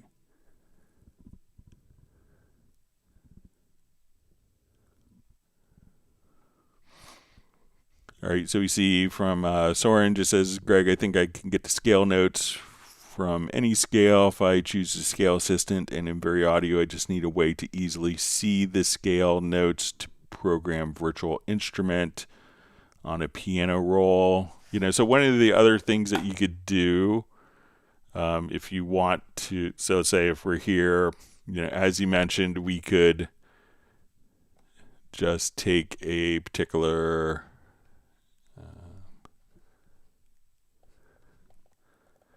in the editor to, when we go to the scale assistant, we could just say, okay, we're going to use the chord track. So let's say we have our scale set here to D major, or I'll just change the scale here. So let's make it D minor. Okay, so I'll turn off my automatic scale. We'll do D natural minor, D Aeolian. All right.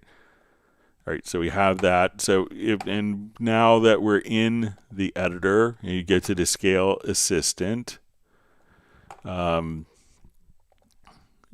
we want to do like snap pitch editing, so if I now move this, it's only going to allow me to move it to notes within that particular scale.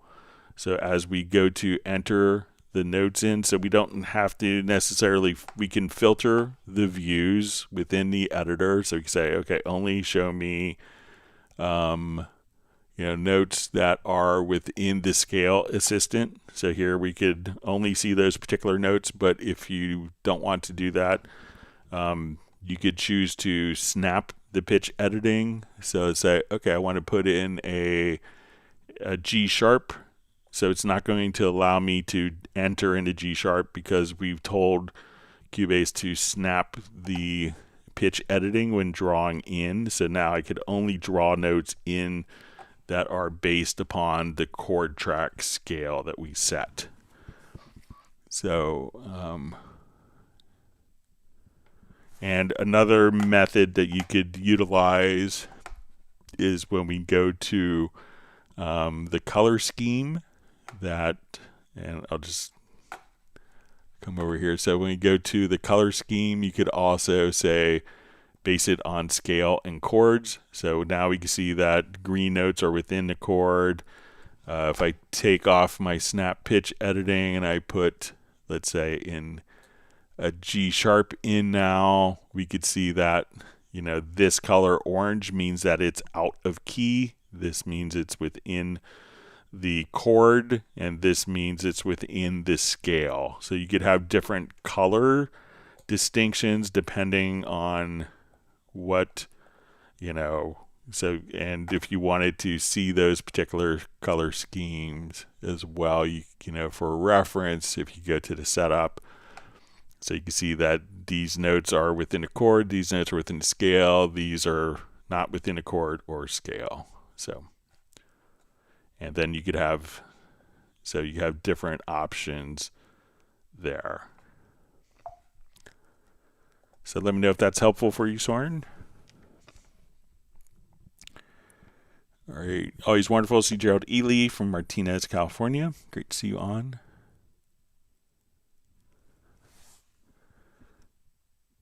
All right, so we see from Flyvy in regards to his email, it says you can always tell me something else I did wrong. So I'll be happy to take a look at it, and I can email you after the live stream. Thanks for sending that. And again, you can always send files or emails to me at clubcubase@steinberg.de.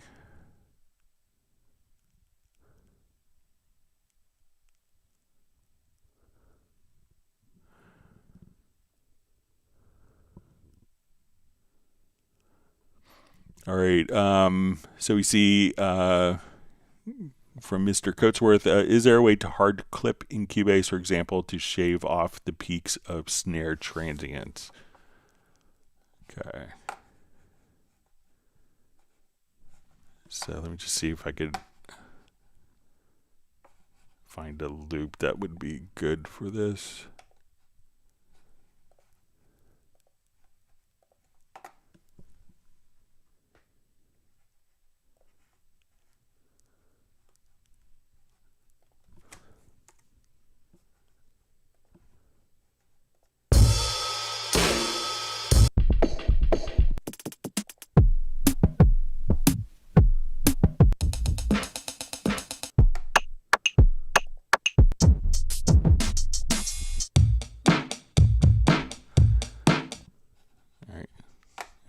Hip hop living after midnight drum loop. All right.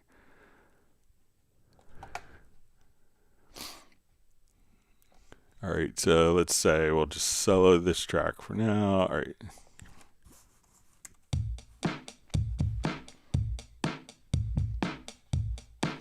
All right. So let's run it through some of our dynamics. Like one that you might want to try is, it might be under distortion. Check out Destroyer. So what we could do here, I'll put it on the correct channel this time. That would help.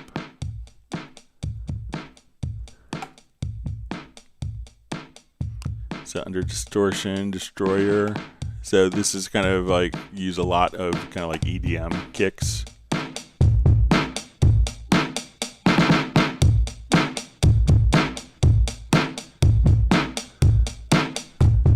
And so, and let's see just at the waveform, if we render that in place.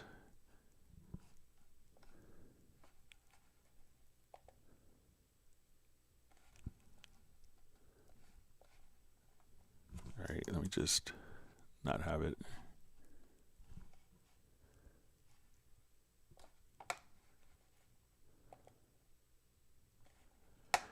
So now we look at kind of the amplitude of the waveform. You could see. So try experimenting with like the Destroyer plugin. You might also experiment with like there's a soft clip plugin. But if you want it to really, I would give that, if you wanted to, okay. So if you want to do hard clip, but if you want to do something, so that way you could boost it. But if you want to come over and, another one that you could try if you want to do the opposite is just going to be, let's see if it's under distortion or, soft clipper. So at this point you could, kind of decrease the output, and that could take down, and that we could kind of do the opposite. Instead of boosting it, we could kind of cut the gain down with the soft clipper plugin. So I think one of those two would probably do the trick for you.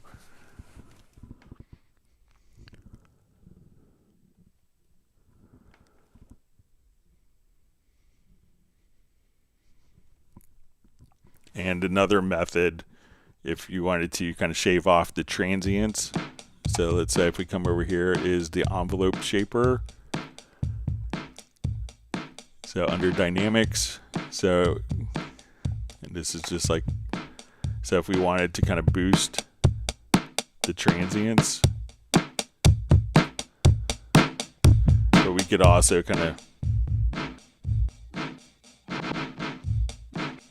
so if we listen to the kick and snare here.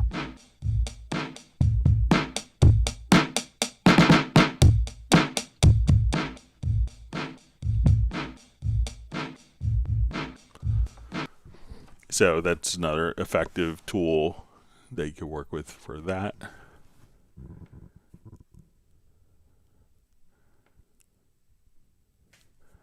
All right, Balsa asked, thanks Greg, I'm trying to do a single stereo out mixdown export with drums being muted in the project, muting a track or bus doesn't mute them as a sidechain input, right? Yeah, so I think it's going to be independent. So as you saw when I, didn't have the drums playing the sidechain, and I think that happened in version 12 or 13. So earlier versions of Cubase, it wouldn't necessarily render with the sidechain. It's really complex to figure out for all the different scenarios, but they added it in like version 12 or 13. So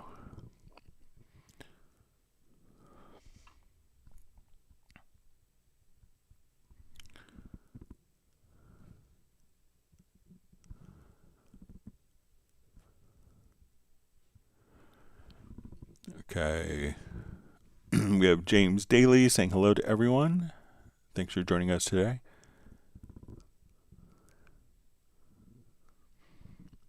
Great. Sable Winters has a question. I'm having a controller script import problem. Can't be imported. Its naming convention is lowercase, including a .syx and .js. mpk88 .midi remote. Manual install fails to be seen to also local.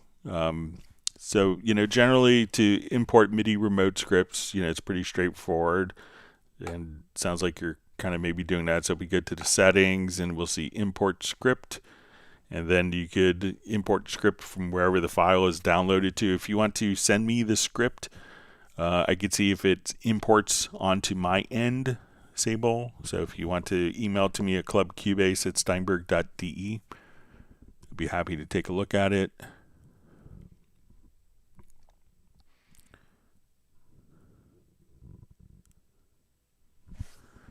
So we see Mr. Coatsworth says he will experiment with the Destroyer and soft clipper things.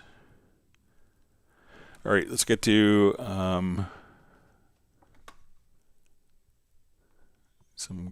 couple questions that were mailed in. All right, so we had a question. Can I somehow see the chords indicated in the key editor as I'm recording and playing without utilizing the chord track? Okay.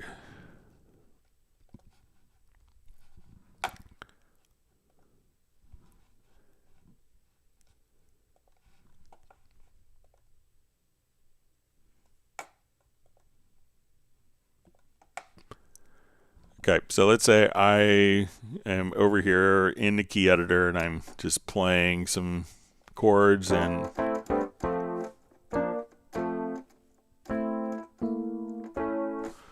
I want to be able, like while I'm recording or while the track is playing back, to see the particular chord. So if we come over here, first thing we want to do is in the key editor, we can see this little status line. So if we go all the way over to our upper right hand corner window, we can see status line.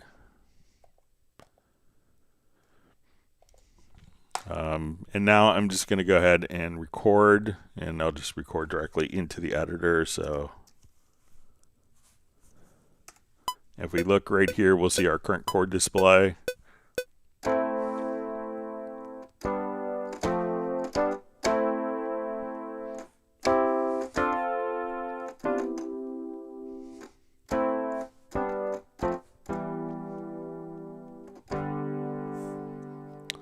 All right, so now when we look here, and if you don't see like the current chord display could be turned off, you can now just click right here and see the current chord display. So while you're recording, you can see that, and without having to have a chord track as we play back.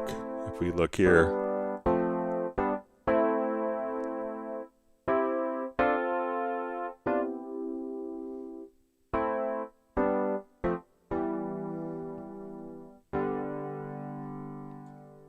so, and then we could see how our chords are progressing without get an idea of what we were playing, as well as what is in the part without having to add the chord track. And then if we drag and drop that to a chord track, we'll probably see the same chords indicated. But if you don't want to manually add a chord track, we can just simply do it just right there. So make sure that you get to the upper right hand corner to the setup window, that the status line and info line within the key editor, whether it's in the lower zone or the full zone. So make sure that you have the status line, and then as we play back, you can see the current chord display indicated.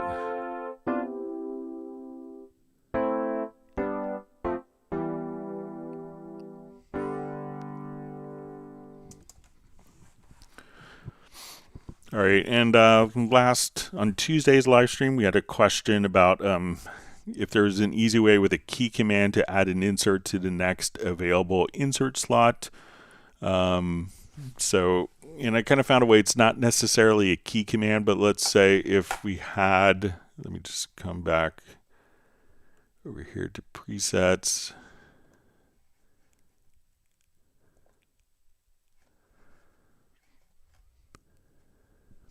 Okay, so let's say on this particular, I'm going to add a track preset here. So let's say we have 3 inserts. An easy way to kind of get an insert into the next available slot is, if we just, and it isn't a key command. So if we just come over here to say our insert effects, and I say, okay, I want my multi-tap delay. And if we just drag it to the track, that's automatically added to the next available insert slot.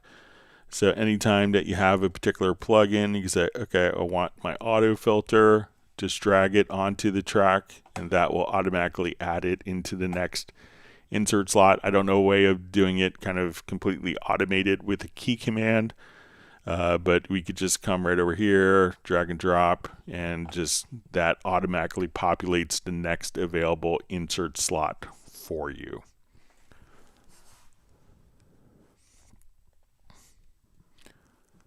Okay.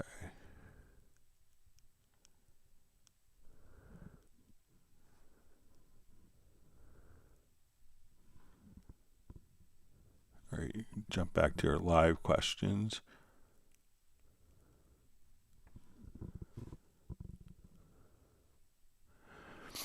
All right, so we see from Bratman Studio, just says,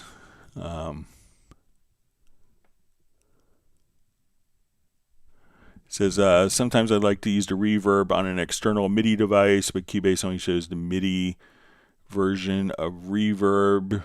Other than render, is there a way to use the audio or in-app reverbs? All right, but Cubase only shows the MIDI version of reverb. All right. So let me know, Rick, if you're trying to, like, let's say I know you have Chord M1, and if you wanted to use the reverb on the M1 as a effect processor inside of Cubase, to access for other tracks. So generally I'm trying to think if there is any like hardware synthesizers that you could route into the effects engine externally. Maybe Kurzweil K2500. I think you could do it on the montage, like where you could route as a sidechain. If you have the montage, I think that you could route it as a sidechain input into the montage if it's your audio interface. But for the most part, I would say that the reverbs that are inside of synthesizers are going to be kind of more dedicated for internal use of those synthesizers. I think in the motif that you could add, like going back 25 years at this point, or 24 years when motif launched, you could have a dynamic microphone connected to like a 1/4 inch input and sing into the same reverb that your keyboard was going through. But I don't think there's any provisions to get that reverb out of the keyboard. But let me know if I'm misunderstanding, Rick, what you're trying to do. See if I can answer it more accurately.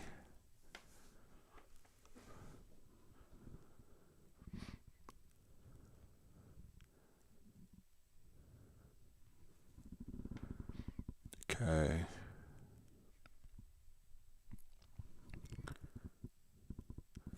See, Memento just says is looking for more grayscale colors as he used them from the beginning of his Cubase career.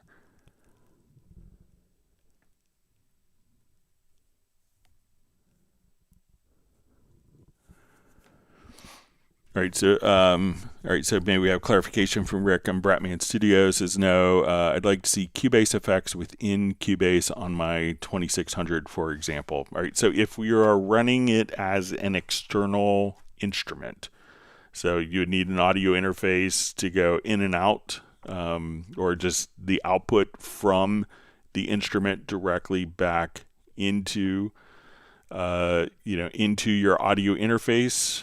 So let's say if we come over here, we go to your studio menu to audio connections, and we'll go to our external instruments. So let's go ahead and add an external instrument. So let's say we want to do your 2600.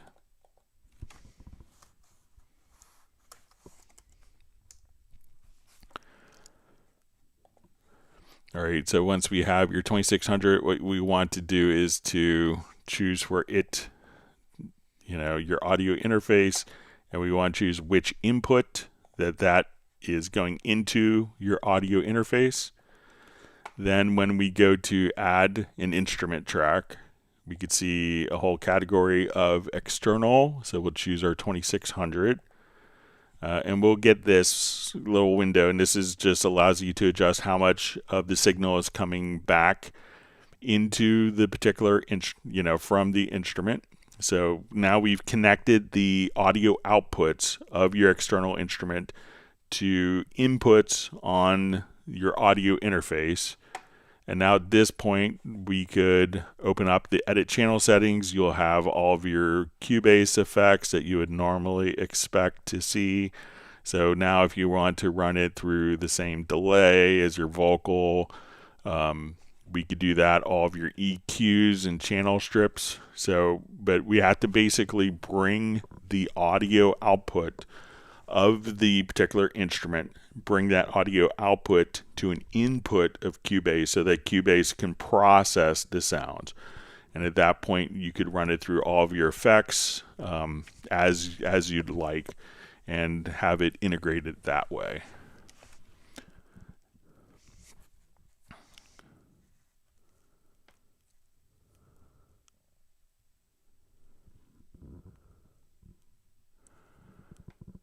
All right, Charles Parente says, Aloha, Greg. I think Charles is in Maui, which always makes me jealous because it's one of my favorite places in the world.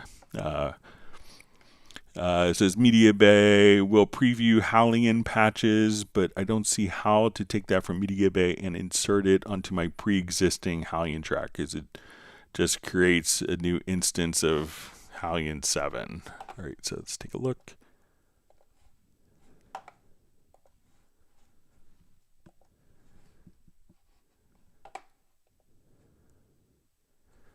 All right.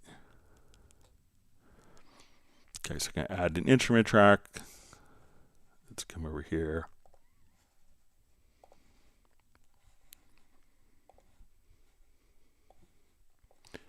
All right, so let's say I'm just going to, let's go to our MediaBay here. So let's come over. So let's go to our VST instruments, Hallian 7.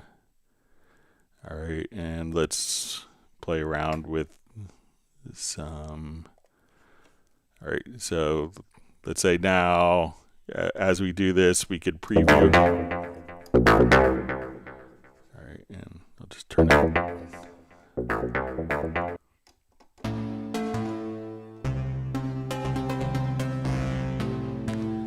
All right, so now when I double click here, all right, so we load that instrument. But I think that if we want, so let's say if I'm auditioning sounds here within the browser, right, so I'm going to load up one particular sound here, right, so now we play this. All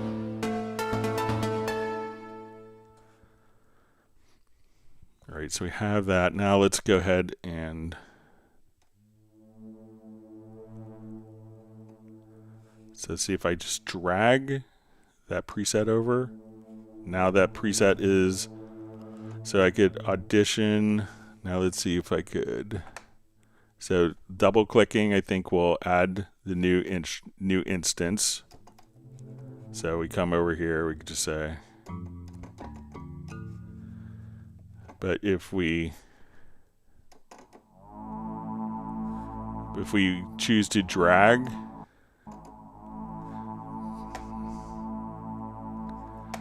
and let's say, okay, now we have this instrument open, so we can drag and drop. All right, so let's say we have.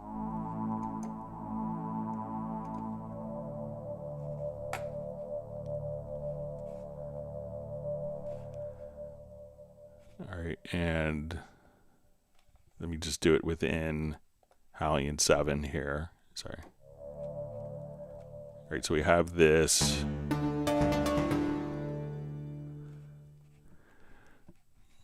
All right, so let's put this.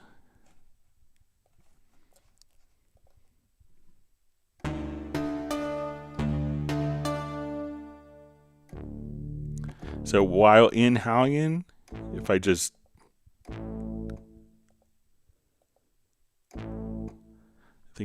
double click within the Hallian browser, that will automatically replace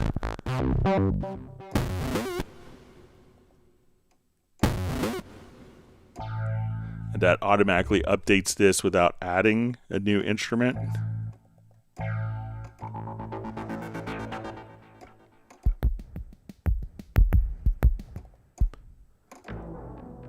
But if we double click here to start with, that will add a new instrument, or we could drag and drop to replace the sound. So if we just come over here, where we see the line go into the middle, that way we could just say, okay, on this particular instrument, we can just add new ones. But once you have, so you could maybe start there, and now within the particular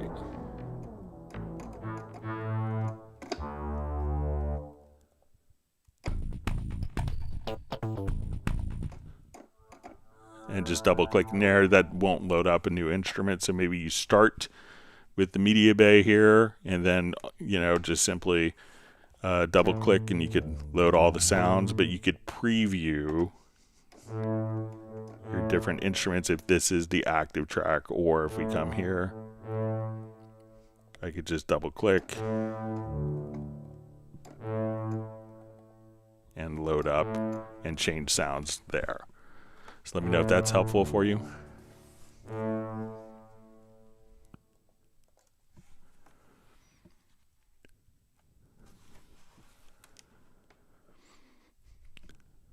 All right, so we see Doug McDaniel says, if I draw a series of MIDI notes or adding notes by the script, or just want to modify existing MIDI notes, is there an easy way to set a velocity of the notes? That is, set the notes to say velocity is 70 just as a starting point. Can this be just typed in rather than using the mouse? Okay, so usually when you come over, so let's say if we come to this and we're drawing in MIDI notes, our default value here, there is a function for insert velocity. So you could switch, so you have 5 different velocity levels. So the default will be set to 100. And then we have 90, 70, 50, 120. So, and you could modify these. So when we draw notes in, it will default to velocity of 100 as we see here. But if I switch this to a different preset, or I just say now I want to draw notes in with a velocity of 50, as I just kind of draw, the velocity will be 50. If I choose a different preset, okay, now I want these to be 90. And I want a different velocity range, these to be 70.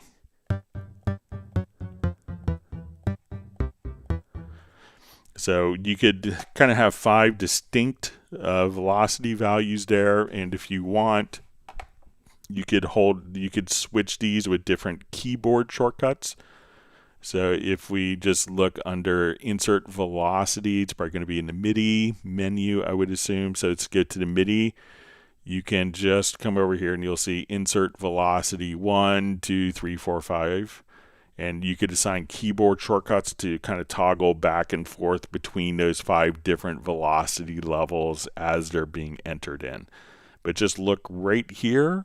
And if for some reason you don't see, it'll probably just say 100 as default. But you could click here if for some reason you don't see that particular icon listed. You want to right click, and now we could just choose insert velocity, and that will become visible there. So you could kind of set, known velocity values and just toggle it back and forth, or just make it a static velocity value as you enter notes in.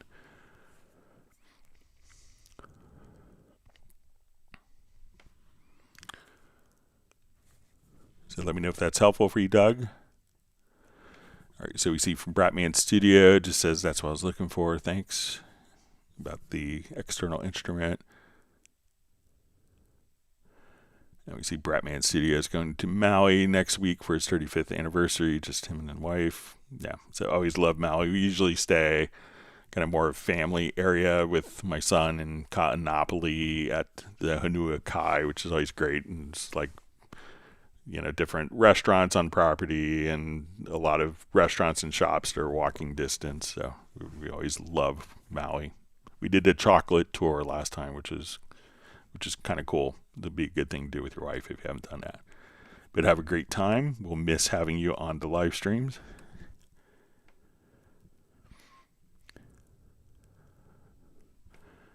All right, George, it says, Greg, can you show how to set up a key command that switches punch mode on or off? When I punch record, I often forget to turn it off, and when I play back, Cubase records a new pass. Am I correct in thinking that the other options under transport punch points, example, set punch points to project cursor, are only available if punch mode is active? So they don't really kick in unless you're punch in and punch out. So if you just come over, so the keyboard shortcuts for punch in and punch out are just going to be I for punch in, and we can see this just kind of activate to the left of the transport, and then we have O for punch out. So we could do that. And I think that there's going to be a preference. So let's come over here to the preference, because sometimes it's easy to, like you may want to turn it off after you punched out, and then you go back and you accidentally record. So if we come over here, let's see if it's under transport or VST.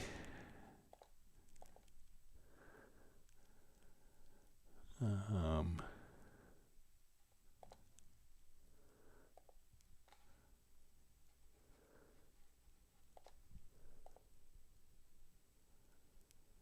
think that there is a preference for this. Let me just...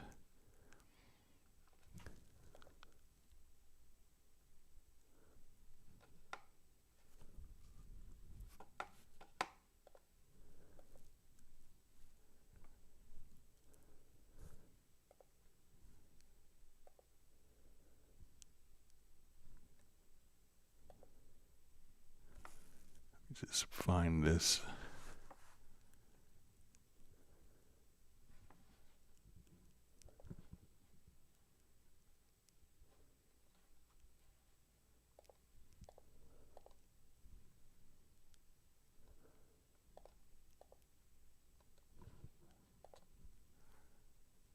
Let me say it's somewhere kind of a little unexpected.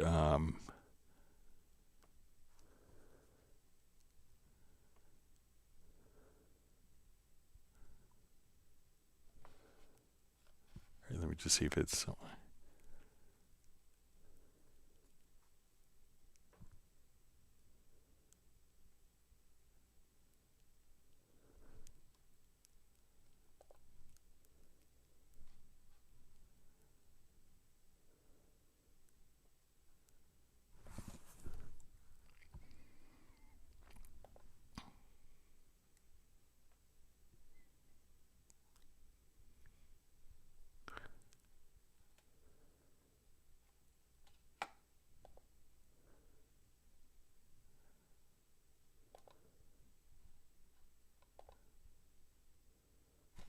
Let me just look, maybe it's in the transport menu.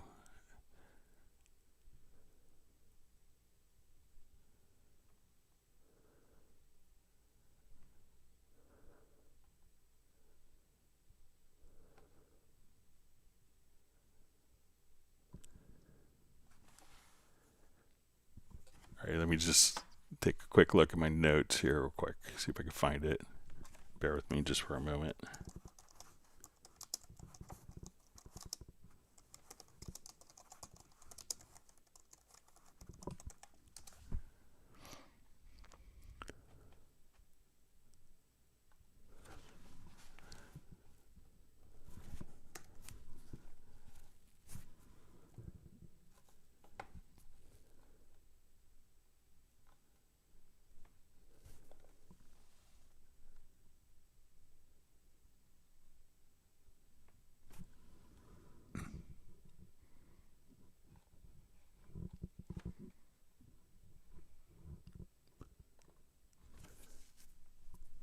Thought it was a preference. Let me just see.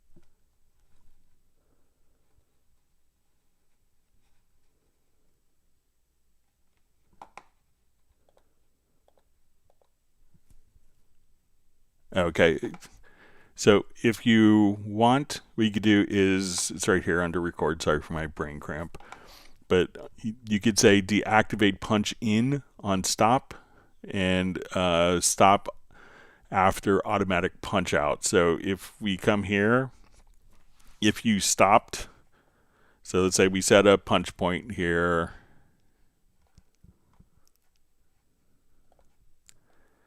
All right. So let's say we want, so we see that we have our punch in, punch out. I will come over, let's record enable this track. So as we play, and let me just do it on an audio track. Sorry for my brain cramp on that. All right, so let's say now we want to record, enable, and punch in. So we see that my punch in and punch out are on.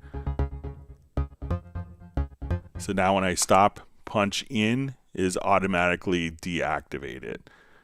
So that if you're just, want to review it, so again, go to your preferences, under record, deactivate punch in on stop, and also stop after automatic punch out. So let's say I had my punch points tied to my locators here, and we're going to do a punch in, punch out. So I'm playing along, and now it's going to punch in. And when it gets to the punch out, just going to stop. So at that point, we see that the punch in is automatically disabled, and then that way you don't have to kind of rewind.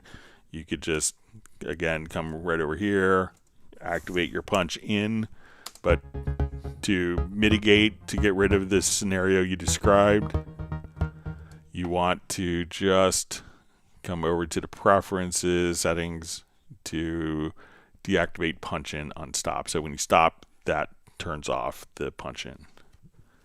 Sorry again for my brain cramp with that.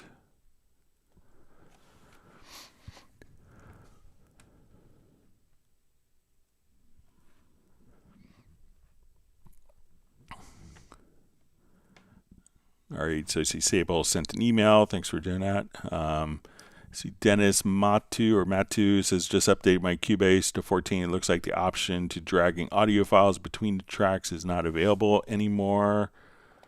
So yeah, I don't think anything has changed with that. So let me just add a couple of tracks here. So if I have an audio event here, I could just hold down my Alt or Option key to copy it to another track. So I can move it just by using no modifier key. If I want to copy it to a different track, hold down the Alt or Option key. So let me know if yours is behaving differently, but I don't think that there are any changes with that.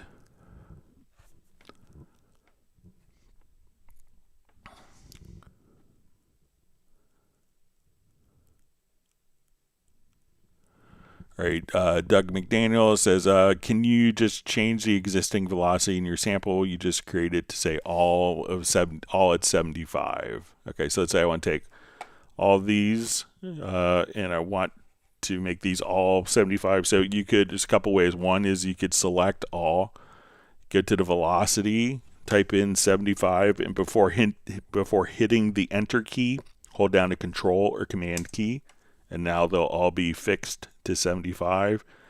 So again, I'll undo that. So we see varying velocities. I just select all, control or command A, get to the velocity field here, type in the value you want, hold down control or command, and then enter, and then all of your velocities will be fixed. There's also another way. So if you go to your MIDI menu, I think it's under functions, you can say fixed velocity, and then you could have that automatically go to your default value here. But probably the fastest way is just to select all of the notes, command or control A, go to the velocity value, enter what you want, 75, control or command, hold that down, then press enter, and all your velocities will be fixed.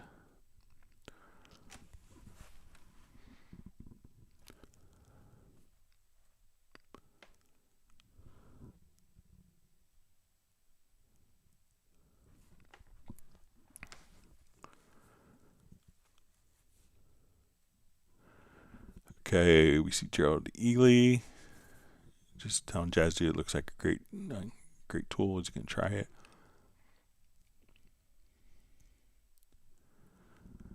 All right, so we see from STF33 says, hello Greg, I have a problem with the video screen in Cubase 14. No matter the encoding, even those recommended by Steinberg, the video player stays green. Cubase creates thumbnails correctly. Why? So, let me know like what exact codec. So for those that aren't familiar, when we come over, we can say, okay, let's get to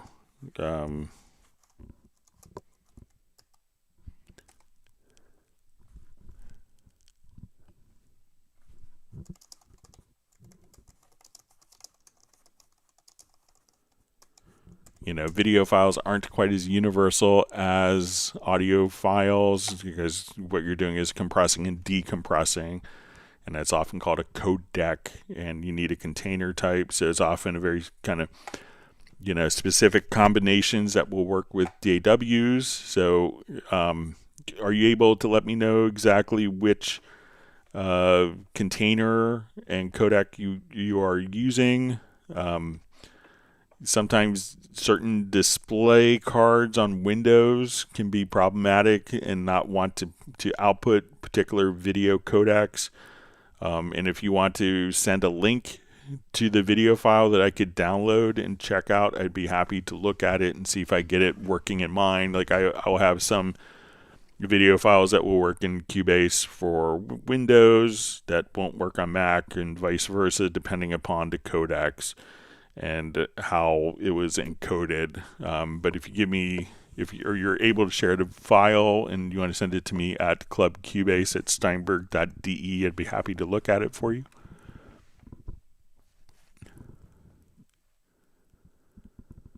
All right, you see Jazz Dude shared a link with 3 insane modulator mixing hacks.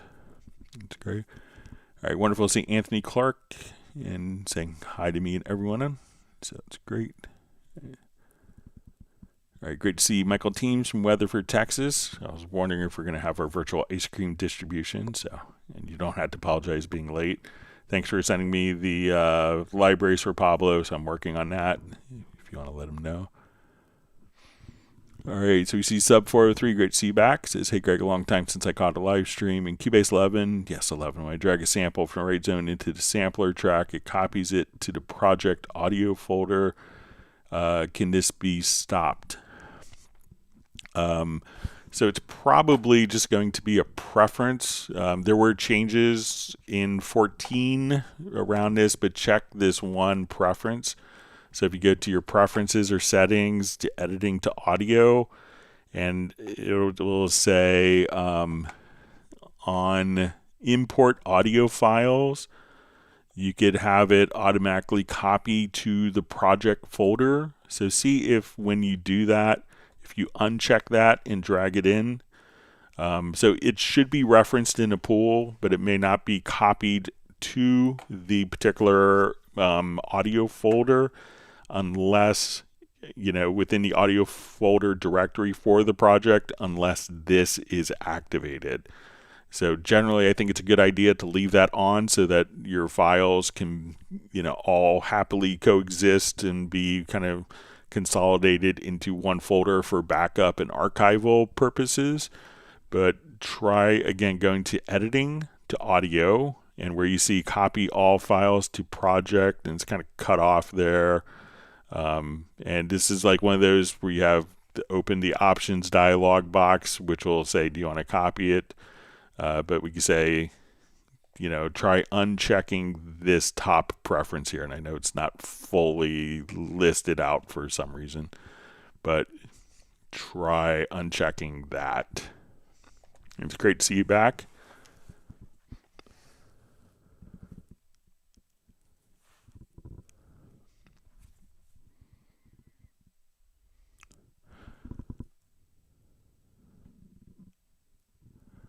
Okay, so you see from STF33 says codec MP4 Classics. Let's see. So if it's an MP4, is it going to be an H263 or H264? Those are the most common. So, and if you're looking for a utility to maybe try to convert it, try something like Handbrake is a free utility that's kind of set up to alleviate this issue.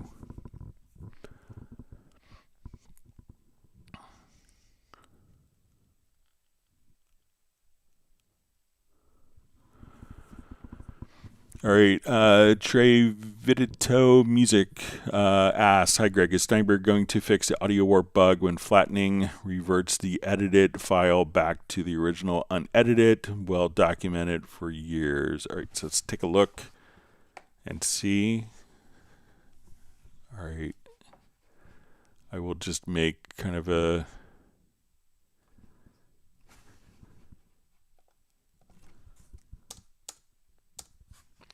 I'll make a really obvious one here. So I'll add instrument track.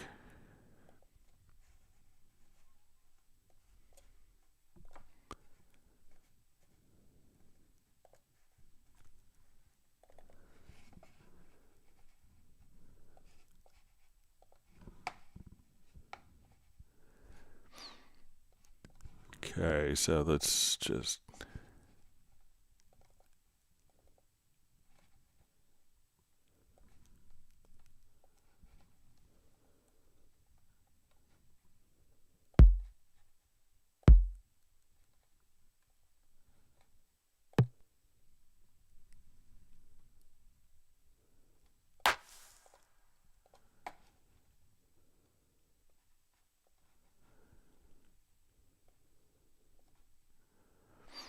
okay, so play this back. All right, so I'm just going to render this quickly so we have just a really clear cut.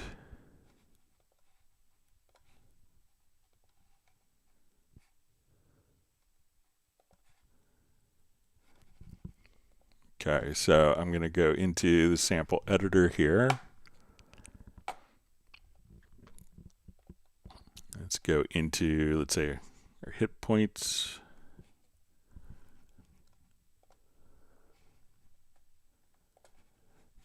All right, at this point, I'm going to convert those into warp markers.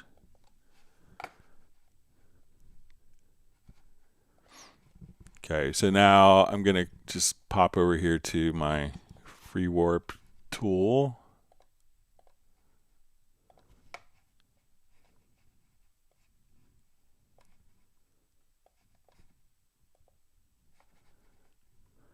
Okay, so let's say I want this.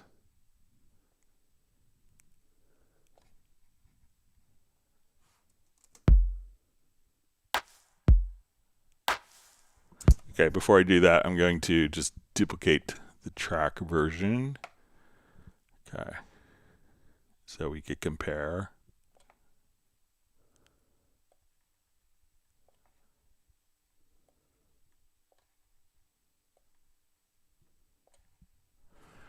Okay, so we've done some free warping here.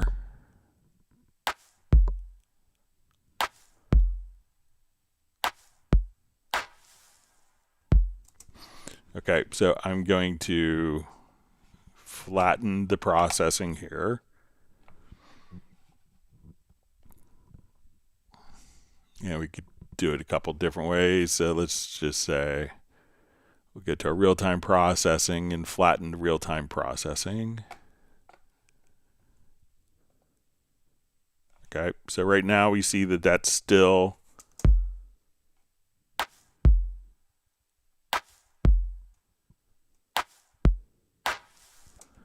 all right. And if we compare that to the original,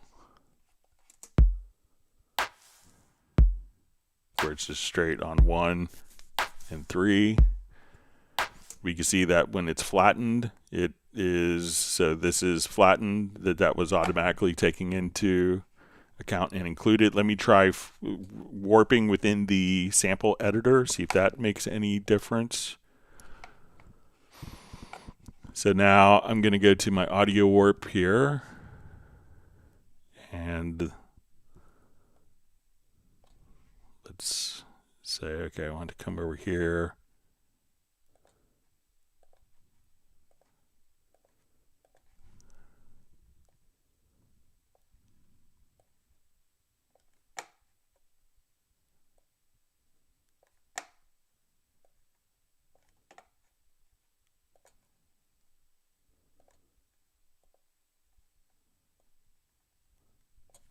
Okay, so now we'll come over here. So we have the first part changed with the free warp editor. Now this is changed within the sample editor.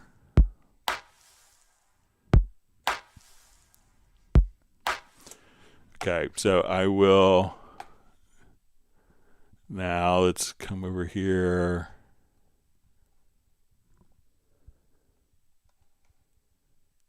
And again, if we go to flatten, you can see that this file here was, so this is from the free warp on the project window, and these are from the free warp within the sample editor. And if we were to compare those two, so this is completely straight, and then free warp changes and flattening from the project window or the sample editor seem to all take place. I'll save the project.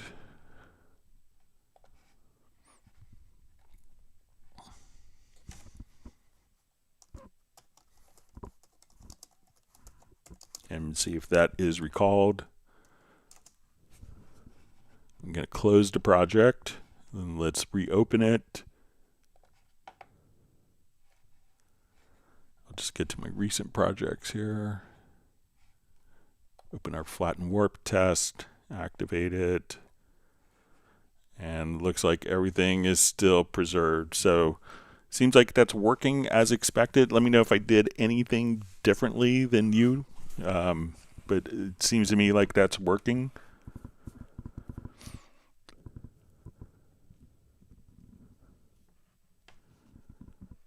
Okay, so we see STF33 just says I tried .move file to for the video file. So did you like re-encode it through a utility like Handbrake, or did you just change the name? So let me know. If you could try like an MP4, an H.264, which is pretty common, probably the most common video codec container combination. Let me know if that helps.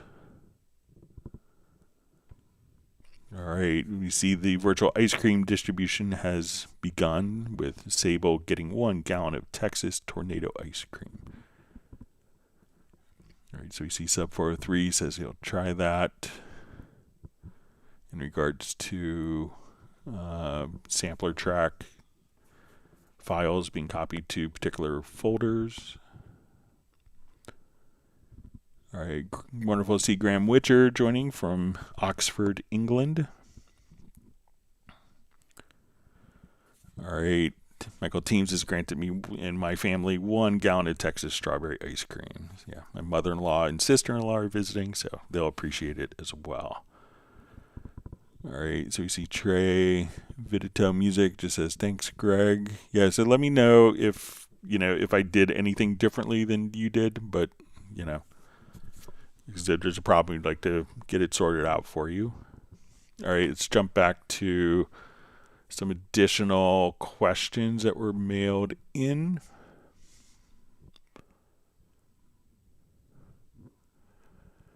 All right, question mailed in says, Aloha, Greg. Hovering over the metronome part at the bottom of the project window, when hovering over the icon for activate count in, the hover screen text activate count icon with a bracket and a kind of exclamation point. What does the bracket exclamation point bracket mean?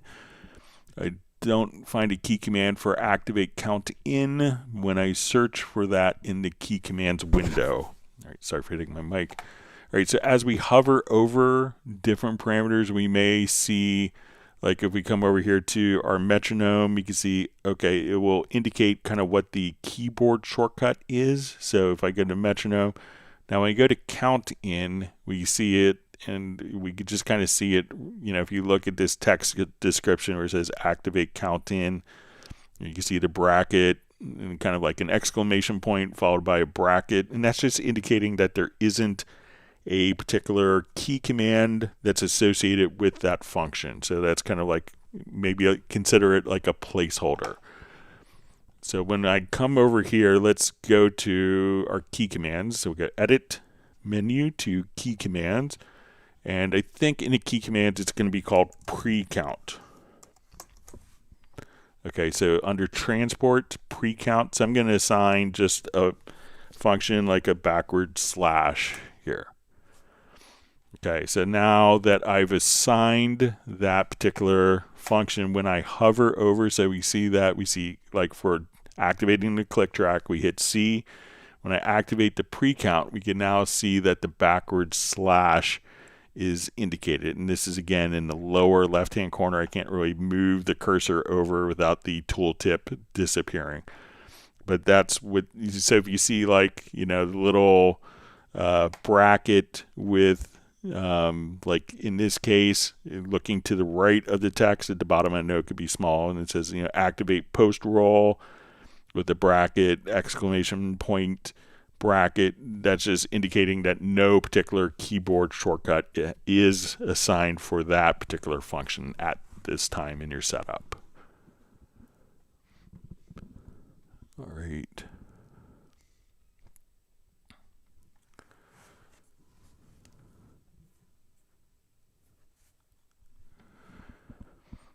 All right, Michael Teams says, howdy Greg, can you go over importing a reference track into your project? Thanks. All right, so let's take a look.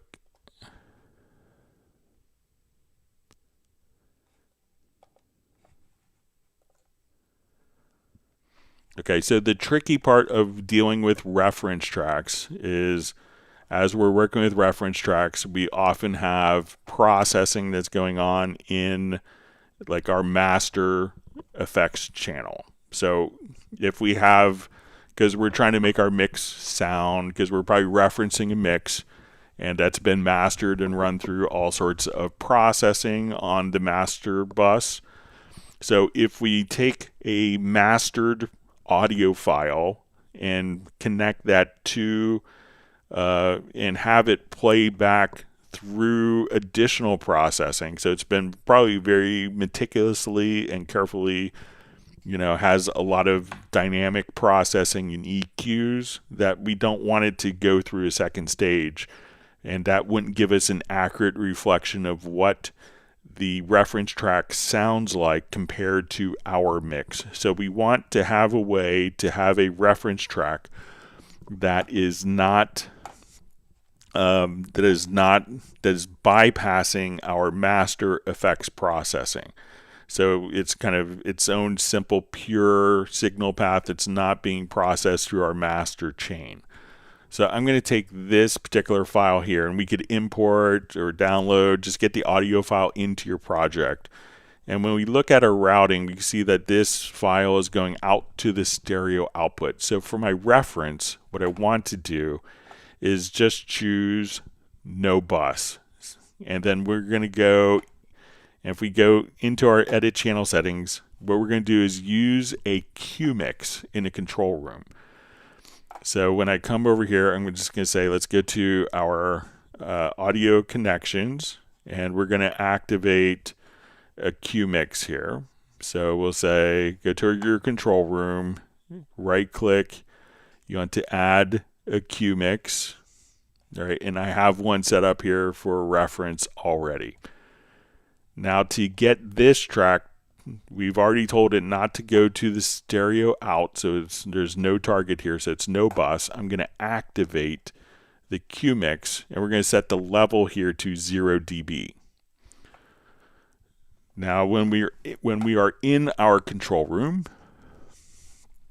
what we could do is just basically come over here. So I'm going to listen, and I'm going to put like this is kind of like a mixdown file, so I'm going to put like a nasty EQ on this particular track. So I'm going to open it up just so we could distinguish it from the mix. I'm going to put just nasty high, like mid-range.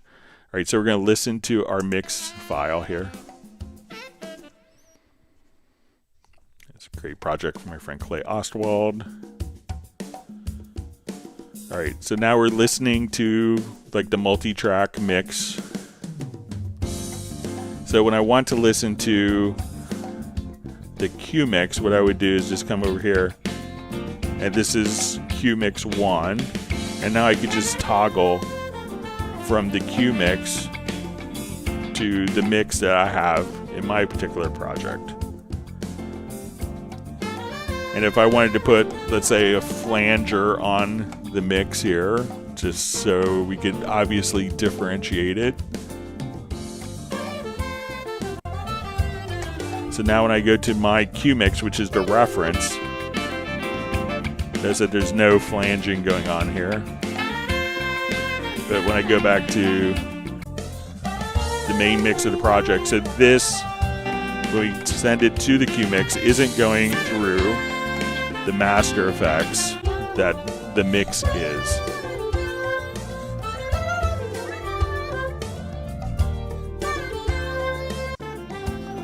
So that allows us to have a reference that's not going through the master channel processing or the 2-mix processing. So you don't need a fancy plug-in to do this. Just use a control room output, and then all you have to do is just simply toggle back and forth, which you could do with a key command or a MIDI remote. So listening to your reference track versus the mix track, and you can just easily go back and forth, see if you're in the same ballpark level-wise, see if you're in the same ballpark sonically, you know, that the balance between your low, mid, and high frequencies are all kind of, you know, in line with your reference. So, and you could put multiple reference tracks as particular, you know, if you wanted to have multiple reference tracks, you could do it as track versions and switch back and forth between different track versions. So that's how you could use reference tracks.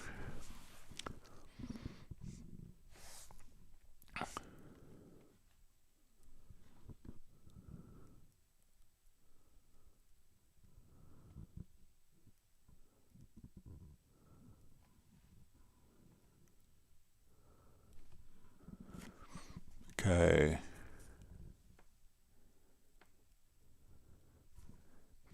So we now know that Sable prefers Neapolitan ice cream flavor, so it's good to know.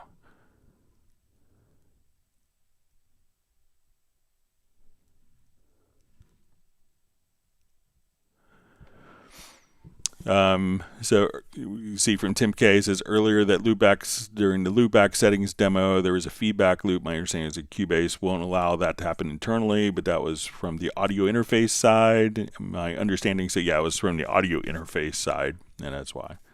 So Cubase wasn't sending it out, but the audio interface was regenerating the signal. So sorry about for blasting everyone's ears, but yeah, Cubase will prevent you from internally not creating feedback loops.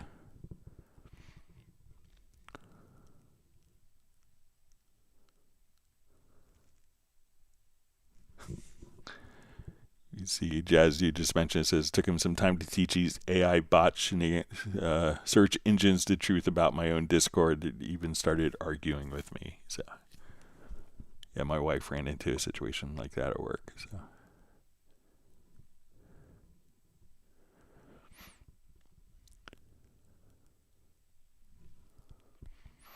Okay, so we see Anthony Clark says, warping a vocal file that is not in musical mode can have an option to zoom the vocal and warp follow the waveform when going left, from left, right, and then to lock it to a specific point, not only to the start.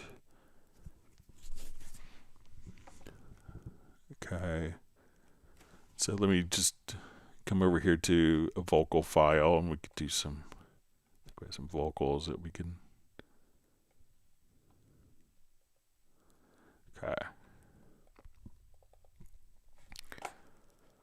Okay, so this vocal isn't in musical mode, so let me see if I could get the, I'll reread Anthony's question.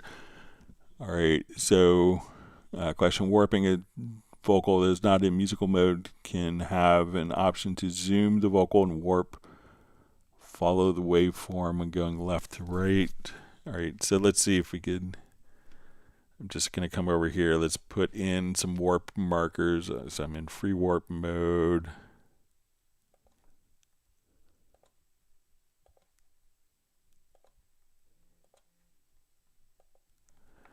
All right, so we may have to be in musical mode. Let's just take a look at it.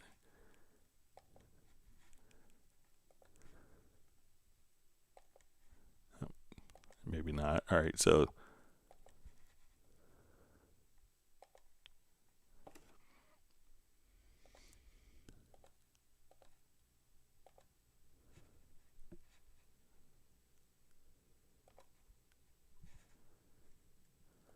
all right, so we have warp markers. It says, can we have an option to zoom the vocal and the warp follow the waveform when going left to right?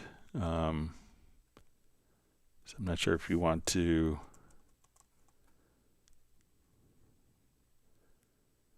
All right, so let's say if we zoom in on the waveform. So I'm not sure if you want to like zoom in and zoom and do warping like that, kind of together.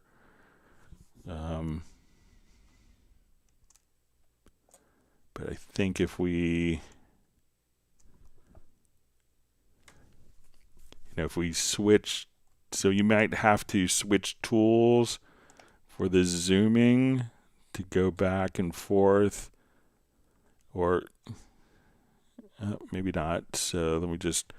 So if I just hold down, so if it's you want to be able to kind of, do a warp and then zoom, like maybe to place the warp marker more accurately, if you just hold down the control or command key and use the mouse scroll wheel, then you can just come over here and zoom and then move the marker or place the warp marker. But just holding, so if you don't want to have to switch tools to zoom and do free warping, holding down the control or command key while, and just using the mouse scroll wheel, we could say, okay, I want this warp marker. If you hold down Alt, we could erase, but let's come over here and say I want the warp marker there. So you could kind of zoom in to be more accurate. So you have the option to zoom the vocal and warp follow the waveform when going left to right, then to lock it to specific point blank. So let's say if I want to come over here and I'm warping, and then I use, so maybe not while, let me see if I could do it while I'm moving the warp marker. So let's say I come here.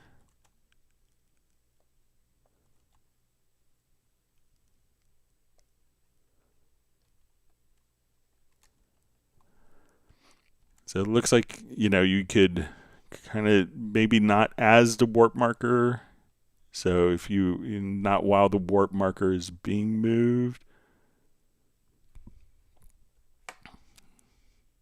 to change the zoom settings. But let me know if I'm totally misunderstanding your question, Anthony.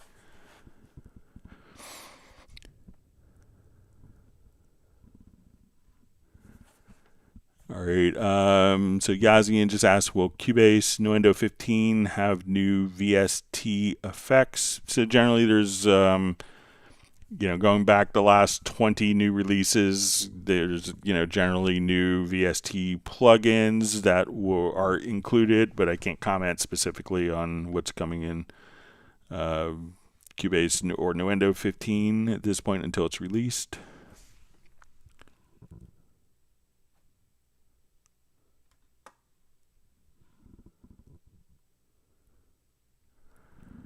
All right, so we see, Mementos mentioned me about 10 minutes ago. We got 100 likes. It's great. Thank you.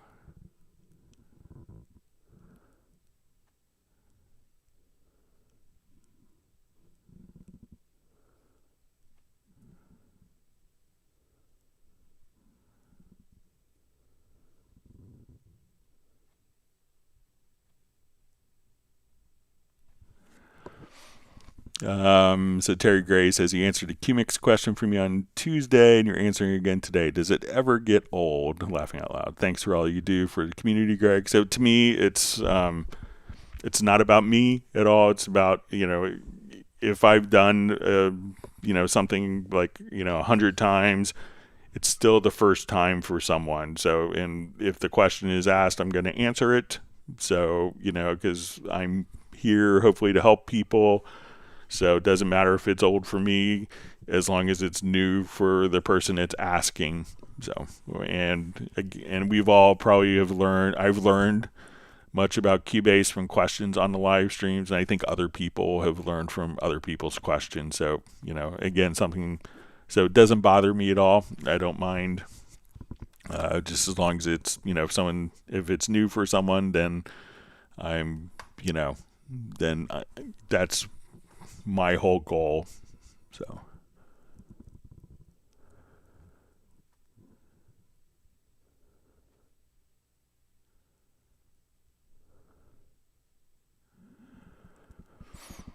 all right, Doug McDaniel says, I tried your method for changing a velocity, but it won't change all the notes to the same velocity. They seem to change relative to each other.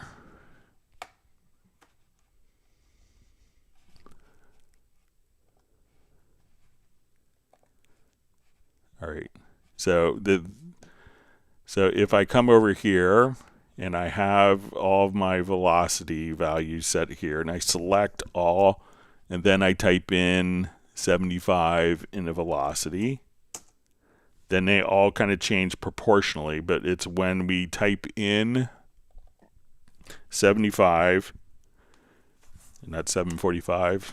We don't want it to be a plane. All right, so type in 75 here. And I hold down Command or Control, keep that Command or Control pressed, then hit Enter. Then they're all going to go to the same value. So again, without the, without holding down the Command or Control key, they are proportionally changed. But holding down the Command or Control will now set it to all the same value. So try that, Doug, and let me know how it works.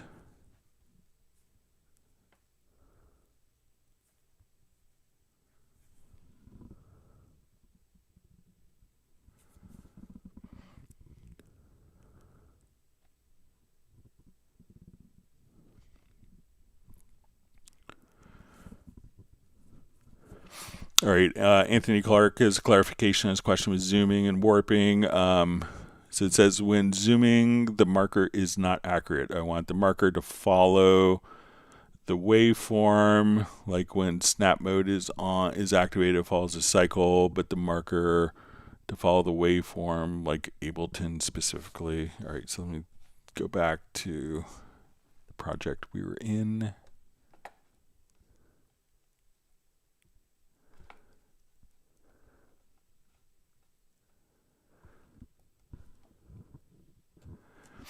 Okay, so it says when zooming in, the marker is not accurate. I want the marker to follow the waveform, like when snap mode is activated. So let me know, is it like, if we come and let me just find something with a little more transient. Okay, so I'll take George's baseline here. All right, so let's say I have my markers here. All right, or I'll just do, so let me know if you are manually putting the warp markers in, or if it is, or if your warp markers are derived from the sample editor, like from the hit points. So let's say if we come over here to the hit points, we could say, okay, I want to adjust my threshold, but we could also adjust kind of the intensity of those. So let's say like this would probably be like a good value. So now if we create our warp markers based on that, let's switch to our free warp tool and we zoom in. So, and it's also probably going to be zooming at the 0 crossing point. So if it's not right on, it's because it's going to be at the 0 crossing point so that when you warp, you don't create pops and clicks.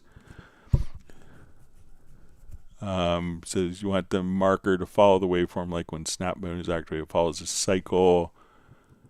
Marker to follow the waveform.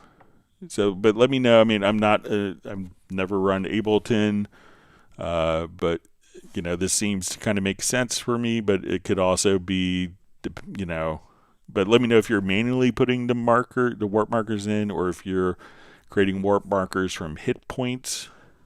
That, you know, let me know if, you know, so if you could clarify that, that would be helpful.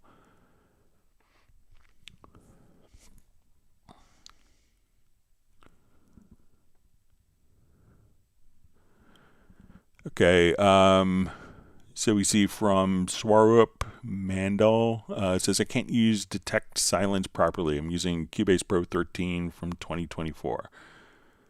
It says, when I use detect silence, it will cut sometimes audio instead of silence. Don't know why, using Cubase Pro 13 from 2024. All right, so let's take a look. I'll just make a new project quickly here, or just be good to have one that we could do it on here.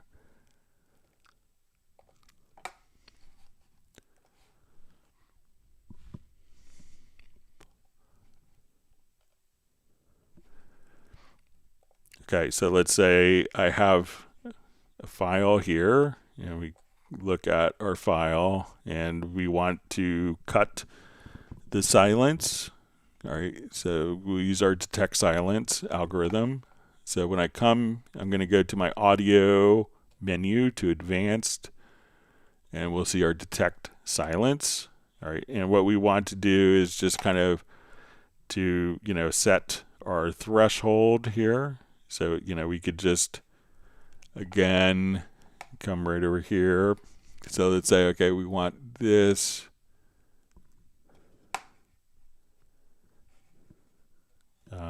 So we could analyze, and then let's say process. And now all the silent parts of the file are now eradicated like that.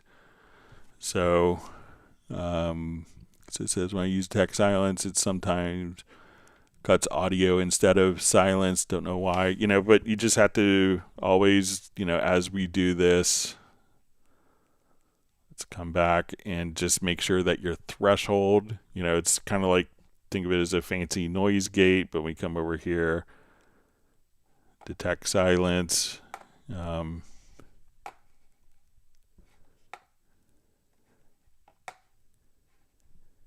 then you could adjust kind of the threshold here if you want to.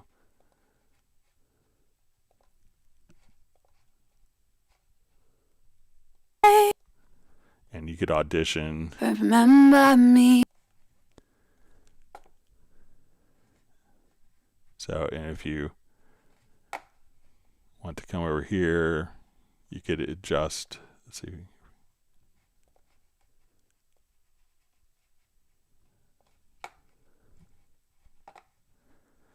So, but it seems like that is kind of working as expected for me. So, you know, one, you could just do a quick analysis, but you don't have to use those settings. You could just simply enter in the values there. And then when you hit process, we can see that the silent parts are erased.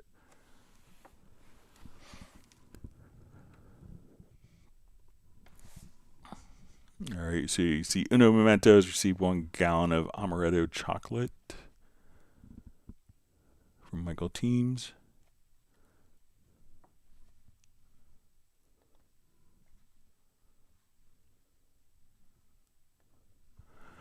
All right, Tim K says, I think it's safe that we all learn from other people's questions. If we're paying attention, okay, maybe once in a while for Jazz Dude. Jazz Dude's really smart.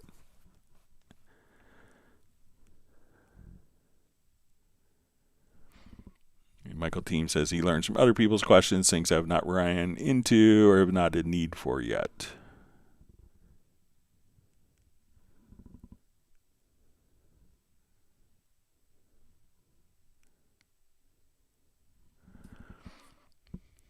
So we see from Sable, says, what happens if you uninstall Cubase Pro 10 through 12 or even 13? So, generally I would, the first, you can uninstall without consequences. I would always, like when you install, just for kind of consistency in your user experience, make sure that like when you do install, that if you uninstall before you install the latest version, it may not carry. Generally, it will, a lot of the user settings, like your preferences, keyboard shortcuts, all of your profile stuff is kind of saved in a different location from uninstalling. I would always keep like the version before that you were working with installed so that it can migrate all the settings. And if you needed to copy those over, you can. But once you have Cubase 14 installed, it's not contingent to have, earlier versions installed. So if you need to free up some hard disk space, or you don't want it accidentally opening up into an older version, you can uninstall without any consequences.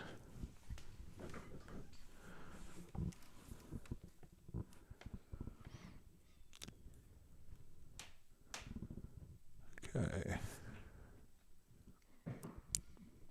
See, Doug McDaniel just says, yes, that did it, thanks.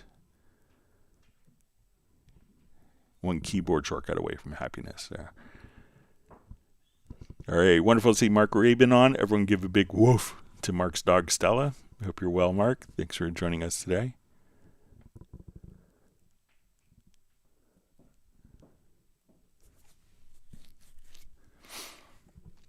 All right, great to see Val on from Vienna, who's munching on some cashews and cranberries. Sounds good. Now I want to go out and buy cashews. All right, George just says, great, thanks a lot, Greg. That preference for punch recording is definitely going to solve my problem. Sorry, it took me, don't know why I had a brain cramp finding it, but glad it, I think it'll do the trick for you. All right, we see Sable giving a big woof woof to Stella. All right. All right, let me jump to another question that was mailed in.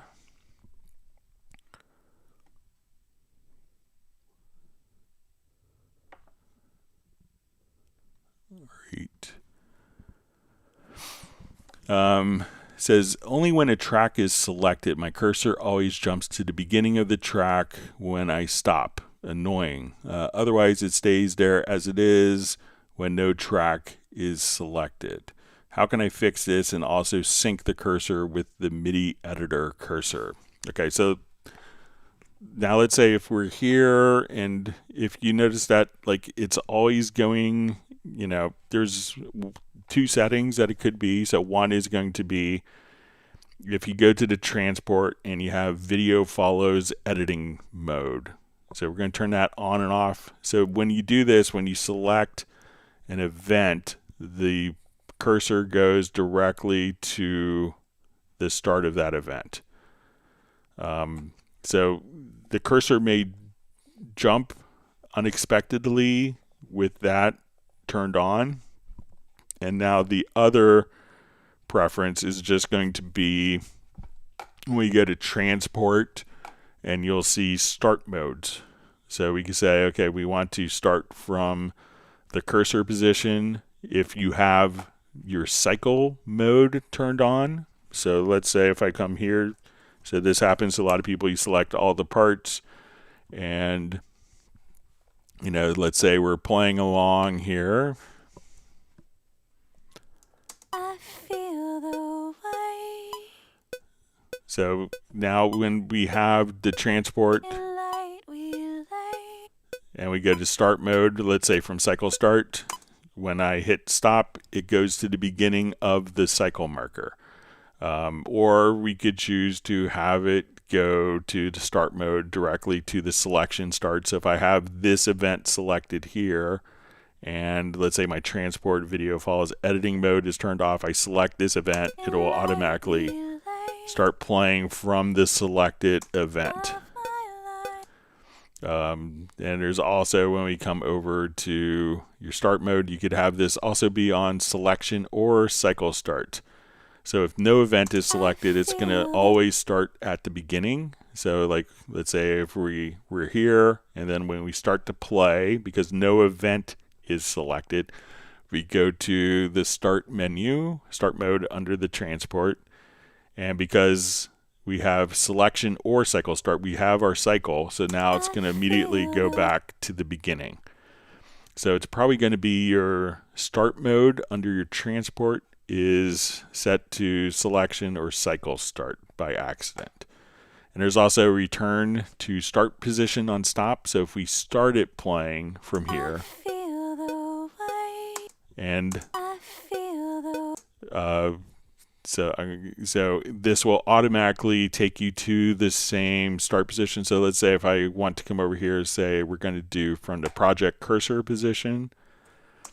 So if I stop, it's going to go right back to where we started from. So those three settings can kind of work independently and interactively with each other, depending on the combination. My guess is that you have the cycles, and that it's maybe on your start mode is set to cycle start or selection or cycle start. Okay, next question. How can I also sync the cursor with the MIDI editor cursor, right? So if we had the MIDI editor in our lower zone here, so double click, and if we want to synchronize these two, you'll see this little icon. It looks like a chain. So you see now that these are kind of zooming independently. So if I want to go into a deep level here, but if I want these two editors to be synchronized together, I would just simply click on this icon to link the project and lower zone editor cursors. So now when I zoom in on one, the other is zooming in sync with the other view right there. So again, you'll see just this little icon. It looks like a loop kind of going upwards to the right, and just simply enable the link project and lower zone editor cursors.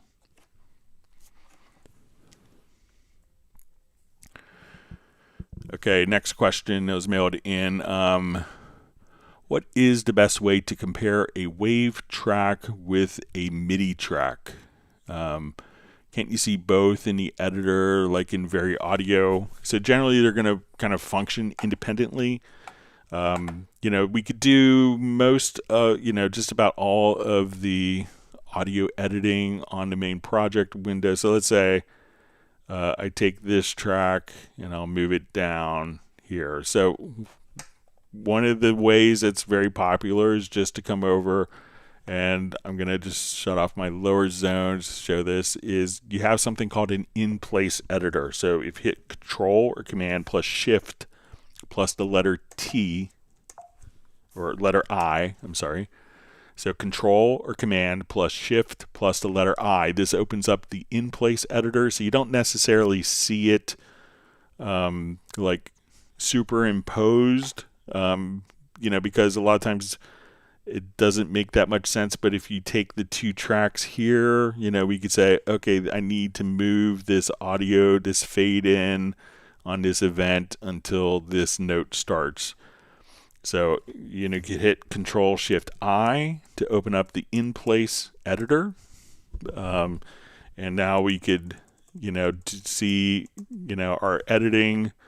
So if you want to see, and if we're in kind of the sample editor here, so if we want to see the sample editor larger, we could, just come over and see the MIDI editor, but this won't necessarily synchronize like the MIDI editor. But try just, selecting the MIDI event and opening the in-place editor for it. And then you could see the audio and the MIDI in the MIDI key editor kind of right next to each other, either below or on top. All right, let's jump back to some more questions that were mailed or in the chat.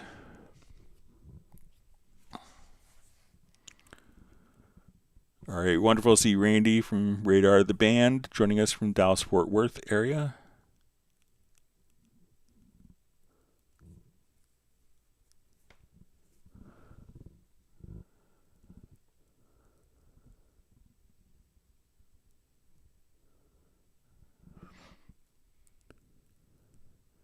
Okay, so we just see Swarup just saying not getting the detect silence thing. Okay, so we'll put some new files here together.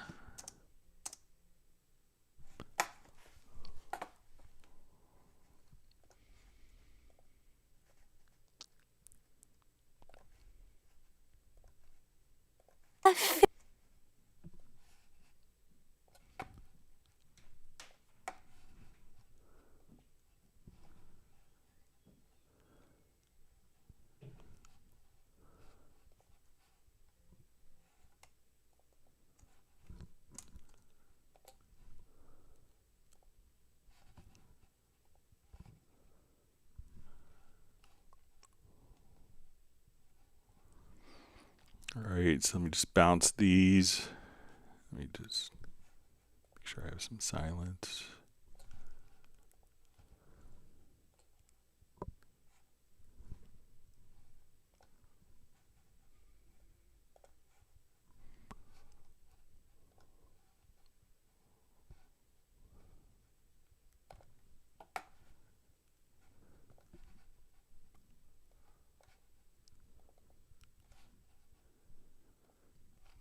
Okay, so again, audio, advanced.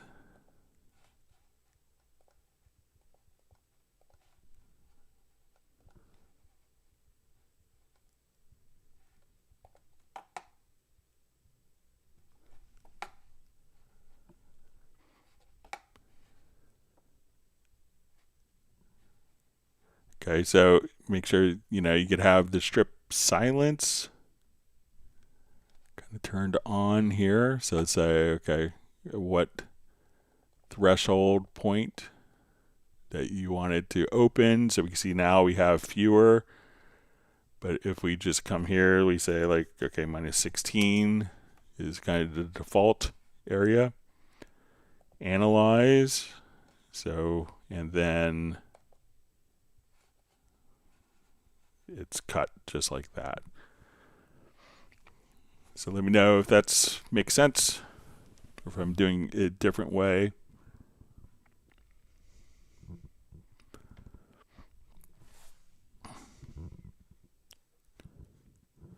All right, so we had another question that was mailed in. So let's jump to that.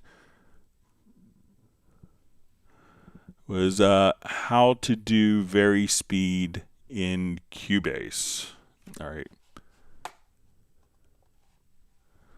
So vary speed, if you're not familiar, is kind of an old legacy trick of working with analog tape machines where you could change the speed of the tape recorder so that you could slow it down and play something maybe that you weren't super comfortable playing, and then speed it up. So, but as you did that, it would change the pitch. So, it was often used on a lot of Beatles tracks. If you think of, the little piano, the keyboard solo on "In My Life," is a great example where George Martin, slowed down the tape machine to half speed, and when you do that, it drops it exactly an octave. So you can play kind of a very intricate part at half speed, and when you speed it up, it kind of changes the tonality a bit of the recording. But you could, so vary speed allows you to take the recording,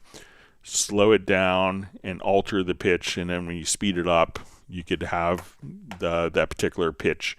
So let's say we want to take our multi-track recording.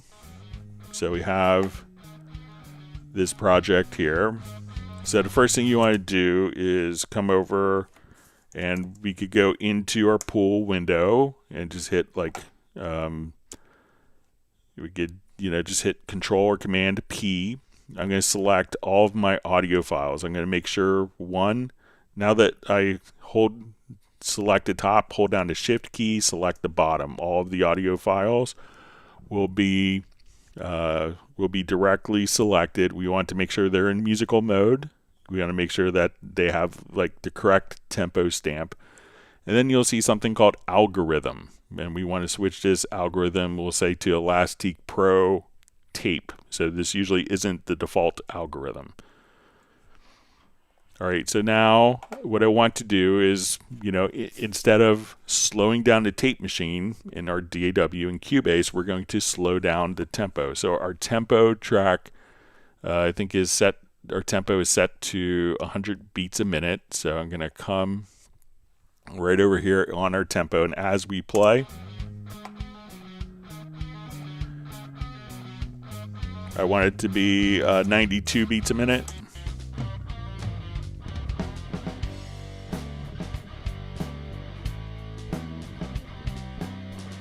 I probably have one track that's not in musical mode. Let me just check. So, but as we adjust the tempo, so I go faster,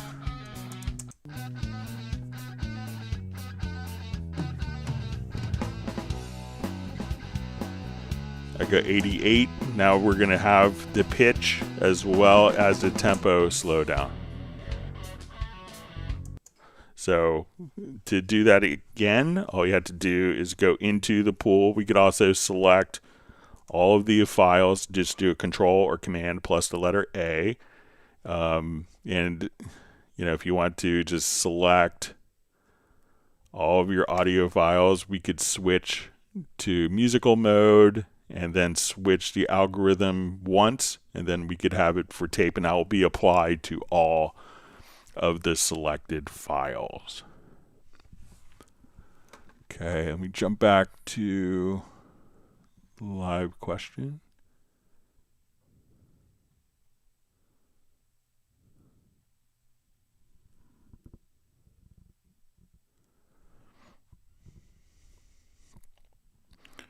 Okay. Read through comments here. All right, so we see from Swarup Mandal, just says thanks.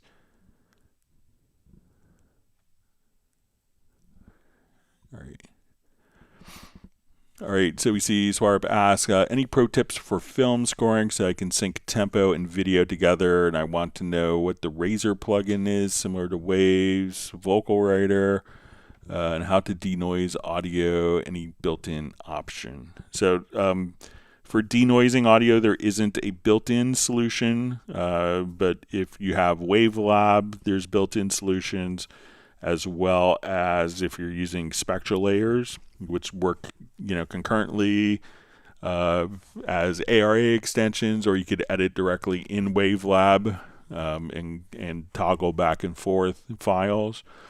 So if we're going to be doing like film scoring, we'll show you a couple tips. So let's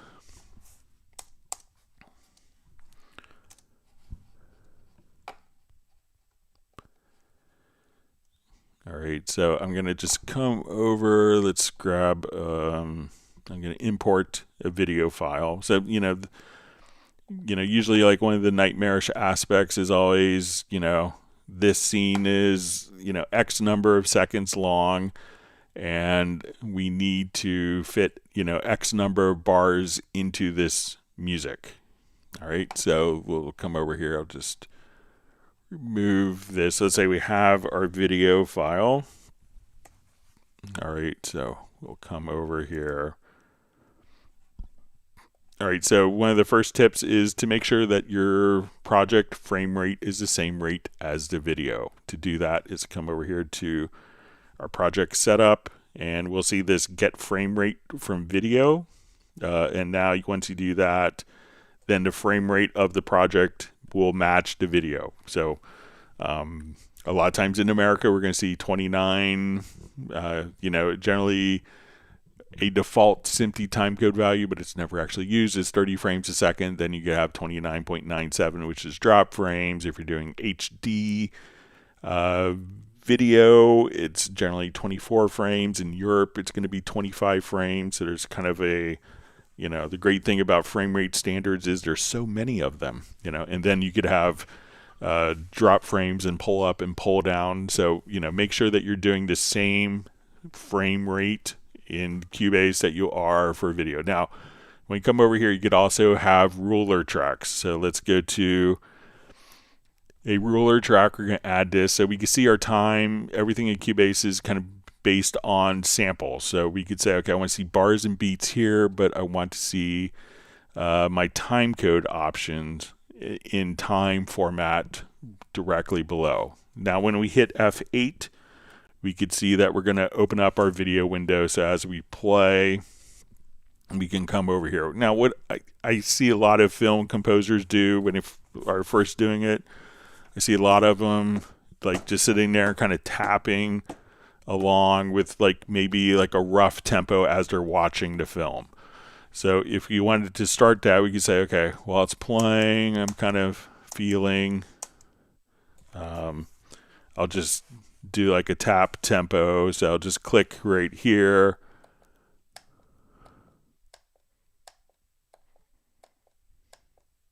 And now when we do that, it could give you kind of a rough tempo. We could have that tempo inserted if we wanted to. Now, a really cool way of doing this is, let's say we want to have a specific tempo set for different scenes. All right, so, and this is where we could go to, I'm going to open up our tempo track here. All right, so we can see this is like roughly our tap tempo track. So let's say I want to get rid of that, and as I'm watching the video here, all right, so we want to, if I go back and open the video, that would help. All right, so as we watch the video, you say, okay, I want it to be like right here. I want, we'll start there. So let's say we want to say, okay, we want, we're going to stop coming up, let's say right here. So I'm going to move, and this is where when you go to your transport menu, that video follows edit mode is turned on. So now, like, as we move our timeline, we could just have the cursor move along with it. So let's say we go to this particular scene where we see this frame come up for, and we need, I must line it up too well, so let me just adjust my tempo initially down. All right, so we go right here. We want this, where that starts, we want that to be exactly 8 measures of time. Okay, up to this point. So when we look at it, we can say, okay, I need that to be measure 9 downbeat 1 of my music. So we could just come over and we'll say warp grid. So we can say, okay, measure 9 starts right here. And what that's done is it's automatically figured out that we now have 8 measures of even music at this tempo. So if we listen to our tempo,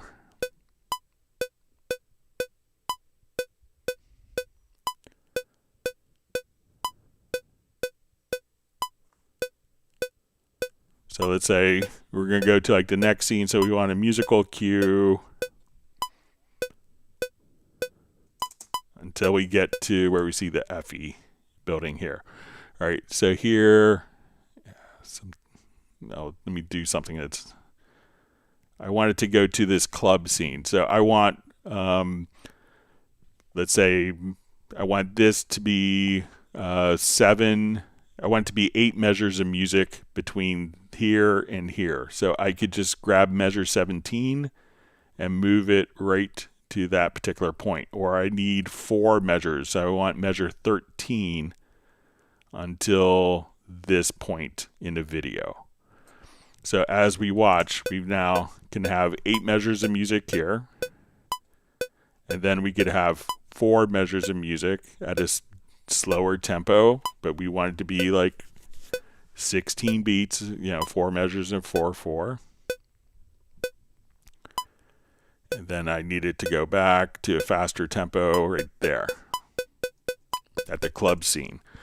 So now there's also like where we could have different aspects. So if we wanted to have something that was tied to the visual of the video, when we have instrument tracks, or we could have it, or audio tracks, we could have them in 2 different time modes. So we could say, so let's just come over here to Groove Agent SE, and I want maybe a particular sound to come in. So I'm going to open up Groove Agent SE. Let's do maybe,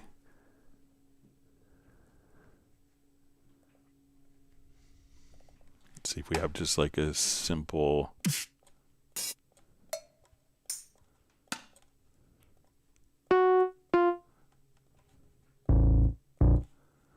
see if I have a, like,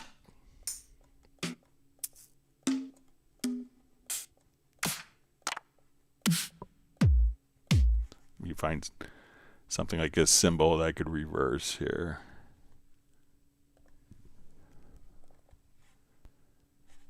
Let me do it in a beat agent kit here.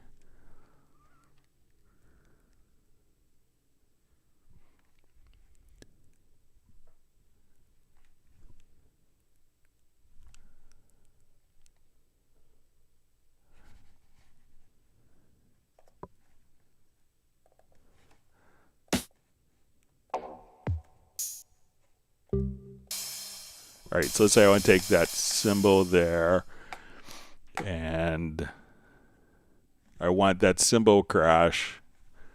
So C#2, and let's see if we could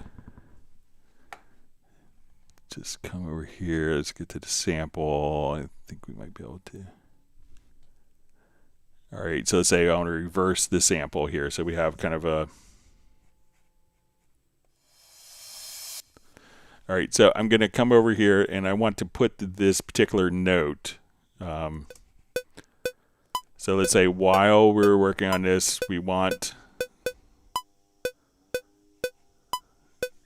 like where this cloud comes in.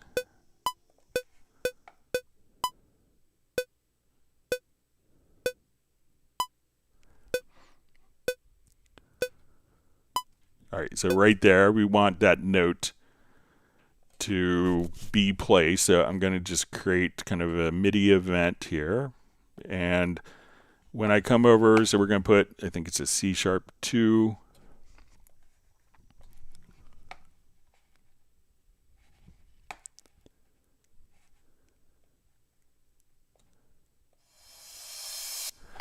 Okay, so now when I come over, let's say I want to place this particular MIDI event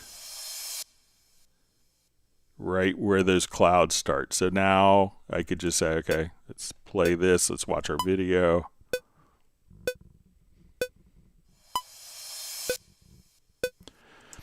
Okay, now if this track, if I wanted to change my tempo of that, so I want that MIDI note to always occur where that cloud is, regardless of what the tempo is.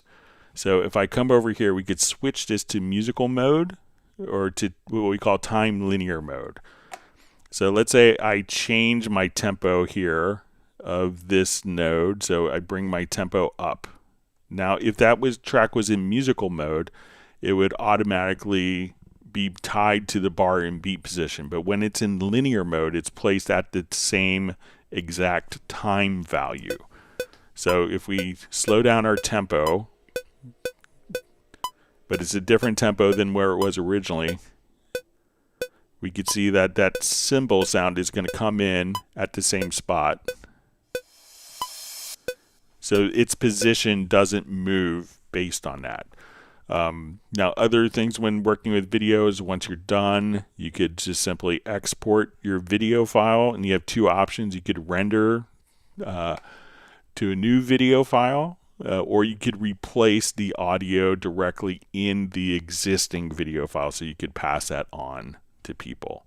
So a couple quick like film composing, how to make tempo maps, a couple tricks, linear musical mode for keeping elements at a specific point in time that are independent of tempo changes. Hopefully that's helpful for you.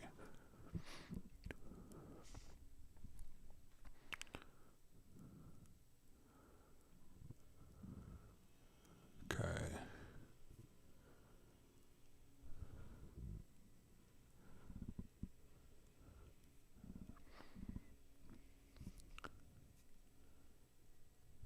All right, so we see Gerald Ely says, great stream, Greg. I like the tech silence tip. Have a great weekend. Same to everyone. All right. You see kind words to Jazz Dude and myself from Mark Raven. Thank you. It's always appreciated.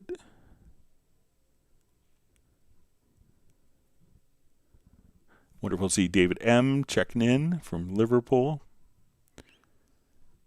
And he's received 1 gallon of Kahlua mocha ice cream. Sounds good.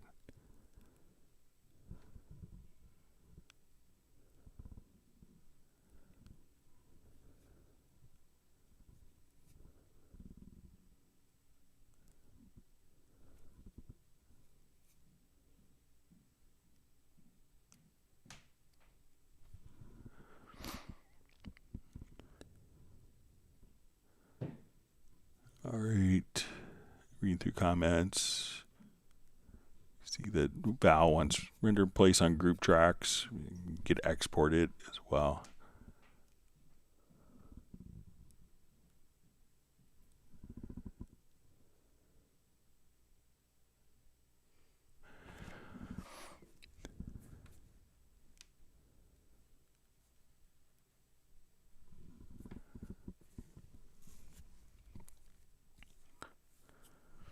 All right, so we see George says, with the punch points, how do I use the Shift I plus Shift O options? They don't seem to do anything. What am I doing wrong? All right, so let's say we want to set our punch in, punch out. So let's say I go to here. I'm going to hit. All right, so and this may be kind of tied. So let's say if I come here, where I'm going to say don't have the punch points locked to locators. So now when I come here, I could say Shift O. Let's see if, let me just check the keyboard shortcuts here.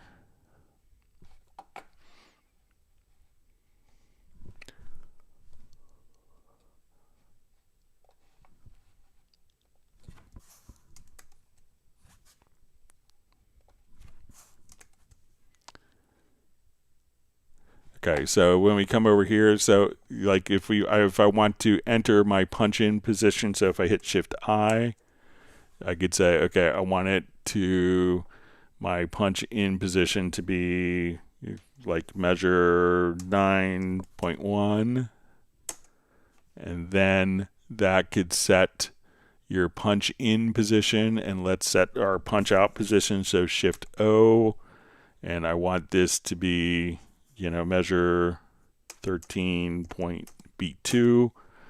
So now we could set that, but let's see if they show up.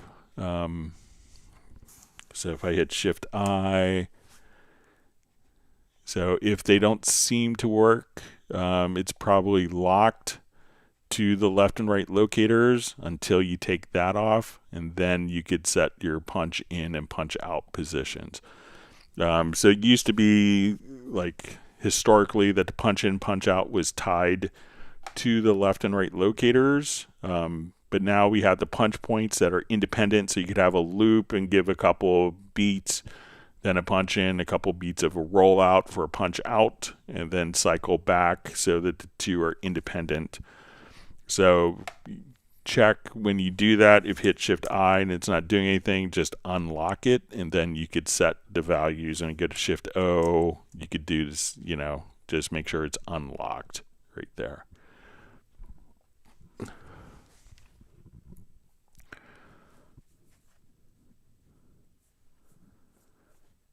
Okay.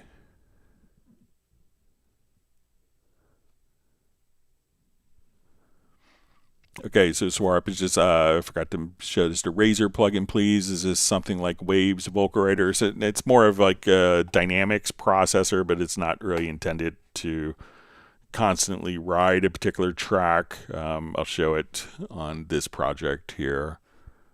So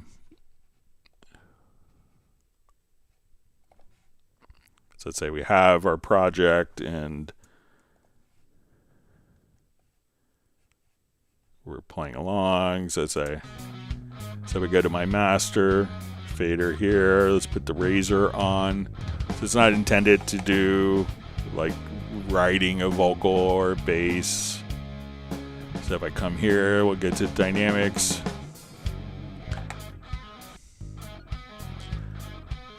So here we could have, you could think of it as a limiter. So if you want to add more gain.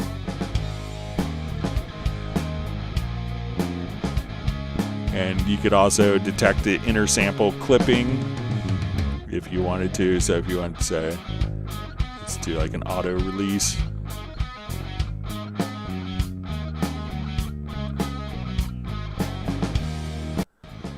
So it's not really, it's kind of a, a lot of people consider it like kind of a mastering tool. But this, if you do have any clipping on your project that is like intersample, this will automatically accommodate for that as well, so and handle that. But it's a way of kind of boosting the overall level. It's not intended to make consistent levels, so I wouldn't compare it to Vocal Writer in that regard. But it's a great plugin for beefing up your mix. Sorry for missing that earlier. All right.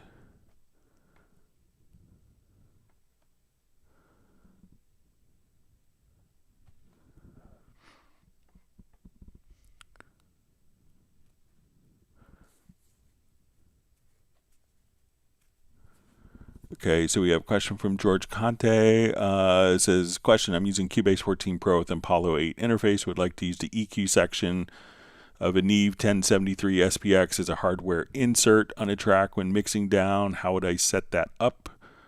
All right. So is it a hardware insert that's on? So I'm not sure if... I don't have an Apollo interface, but I'm not sure if when you say the Neve 1073 SPX is a hardware insert, so I'm assuming that it's maybe powered by the audio interface, but it's not a physical piece of hardware. And if that's the case, I think, that the whole point of the Apollo interfaces was being able to power the UAD plugins. But it seems like you should be able, and again, I don't have one, but if you have universal audio plugins, that you should be able to, like on a particular track, just come over here and say, okay, I want, a particular, like compressor. So if I wanted a compressor or EQ combination, that you can just simply come over here and run it directly as plugins inside of Cubase. So I'm not sure if it's like, a special DSP stage that's only for the input, or if it's available as a plugin to be used in your DAW that's powered by the DSP power in the interface. But it seems to me like you probably should be able to just run it as a particular plugin, but I'm not that familiar specifically with that. So if you could specify that, but I think that you should be able to just run it as a plugin on your particular tracks. So it's not necessarily a hardware insert, so I think it would just show up as a software VST3 plugin. But let me know if I'm mistaken, ignorant on that. Okay, so George just saying the Neve 1073 SPX is a hardware preamp EQ, not a plugin. Okay, so if it's an actual piece of hardware, okay, so so thank you for the clarification, George. But what you want to do is just simply come over here, go to your audio connections, the inputs and outputs where it's actually physically connected to. You want to go to your external effects. You want to add an external effect. So you can say, okay, I'm going to, use it in a mono configuration. All right. So at this point, we will say, okay, here's our external effect. We'll say your Neve 1073 SPX. Okay, and at this point, we want to take inputs and outputs from your audio interface, which I assume is the Apollo. So you'd say, okay, this is going in and out of from output 5 to input 5 or input 6, whatever the routing is. So you just define that there. At that point, once you have that defined, you go to like your audio track, and we would go to your inserts, and you would see external plugins. So we would just select your external plugin here, so whatever it is. So we'll say our external effect. You can say your Neve, and then you have this thing where you could say measure delay. So at that point, that will measure the latency of the signal path of going out from your audio interface to your converter to the hardware processor, back into out of your hardware processor back into your audio interface, and automatically do the latency compensation for you. So once you measure that latency now, once that plugin is loaded, hit play, it's going to go out of your audio interface through your Neve 1073 SPX back into Cubase, and all with proper delay compensation. So try that, George. Thanks for the clarification. I appreciate that.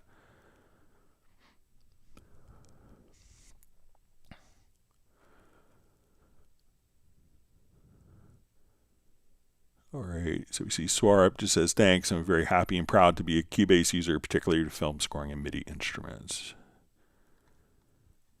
All right. I think we had one more question that was mailed in or is left as a comment in the last live stream. All right, question is, hello, is it possible to make a macro that will open the pool and make audio same as the project tempo, check musical mode box, and close pool, or is there a preference that could be set for the same process? So generally, as audio is recorded, let's set my tempo here to 92 beats a minute, and I'm gonna just record an audio track here. I'll add a track. We'll call it AAA. All right. So I'm going to now record. So the audio is automatically going to be tempo stamped for you. So as you record audio into Cubase, so we're recording a file called AAAA. I go to my pool window, and as we look at this, we can see that the tempo information, because we recorded at a tempo 92 beats a minute, is automatically active. It is automatically set. Now, it doesn't automatically place it into musical mode, but if you needed to do that for a number of tracks, like all the tracks in your project, so I don't know of a way to do this, but if you select like the top file, hold down Shift, select if I select the right key and come over here, we can see that we hold down Shift, we could select all the files. I could activate musical mode. I could set the tempo for all of the files simultaneously. And so, and switch the particular algorithm. So, but I don't know I haven't found a way to have a selected event automatically turn musical mode on and off other than in the pool or the info line. We could have it when media files are dragged into the project that have tempo stamps. They could be, set to musical mode if dragged in from the pool, but there isn't kind of an automated manner that I know of. And I'll keep seeing if I could come up with something. We could change with the keyboard shortcut, we could change the track from musical time based to linear based, but not the actual events. So I think your best bet is to go into the pool, select all, and just simply, activate musical mode and come over here and activate, make sure the tempos are set accordingly. All right, let's jump back to live questions.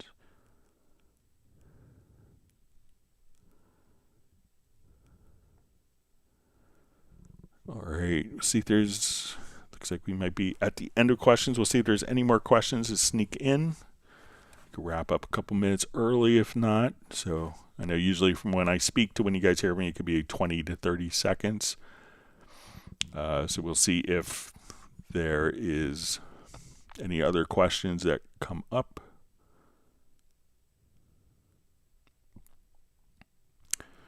All right, so we see Mark Rabin says, by the way, my Novation Mark 449 has been amazing with Cubase MIDI remote, way better than my Kai for what I do, just FYI. Yeah, I should have grabbed one of those. I kind of missed I was busy working, missed a whole promotion going on. But I have some friends at Novation I could reach out. But that's great to hear, Mark. All right, see if there's other questions that sneak in.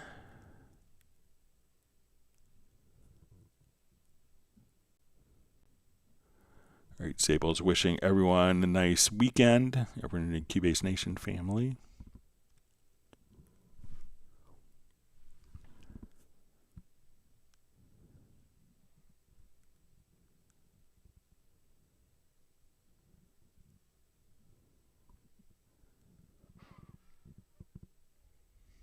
All right, looks like we are maybe done with questions. I'll give it another couple of seconds here before we wrap up.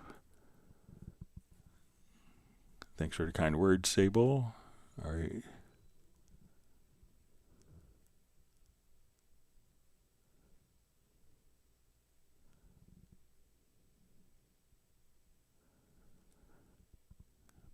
All right, I think we are out of questions. I hope that everyone's learned a new tip or trick. It's great to see so many new faces. And again, we do these live streams on Tuesdays and Fridays starting at 1 p.m. U.S. Eastern Time. Tell your friends about it. And you could always send questions in advance to clubcubase@steinberg.de. And we'll be back on Tuesday starting at 1 p.m. There could be a chance that Tuesday's live stream may be like an hour and a half. I may have to go pick up my son from school. So we may have a shorter live stream on Tuesday, and maybe we could do a longer live stream on Friday if needed. I just want to give everyone a quick heads up with that, so maybe kind of abbreviate it because my wife may have to go into the office. So we're seeing if we can get something figured out, but I may have to have a shorter than usual live stream on Friday or on Tuesday. So, but we'll see if there's any change in plans. So just a quick heads up with that. But I want everyone to stay safe and healthy, and we'll see everyone back on live streams next week. Take care and goodbye.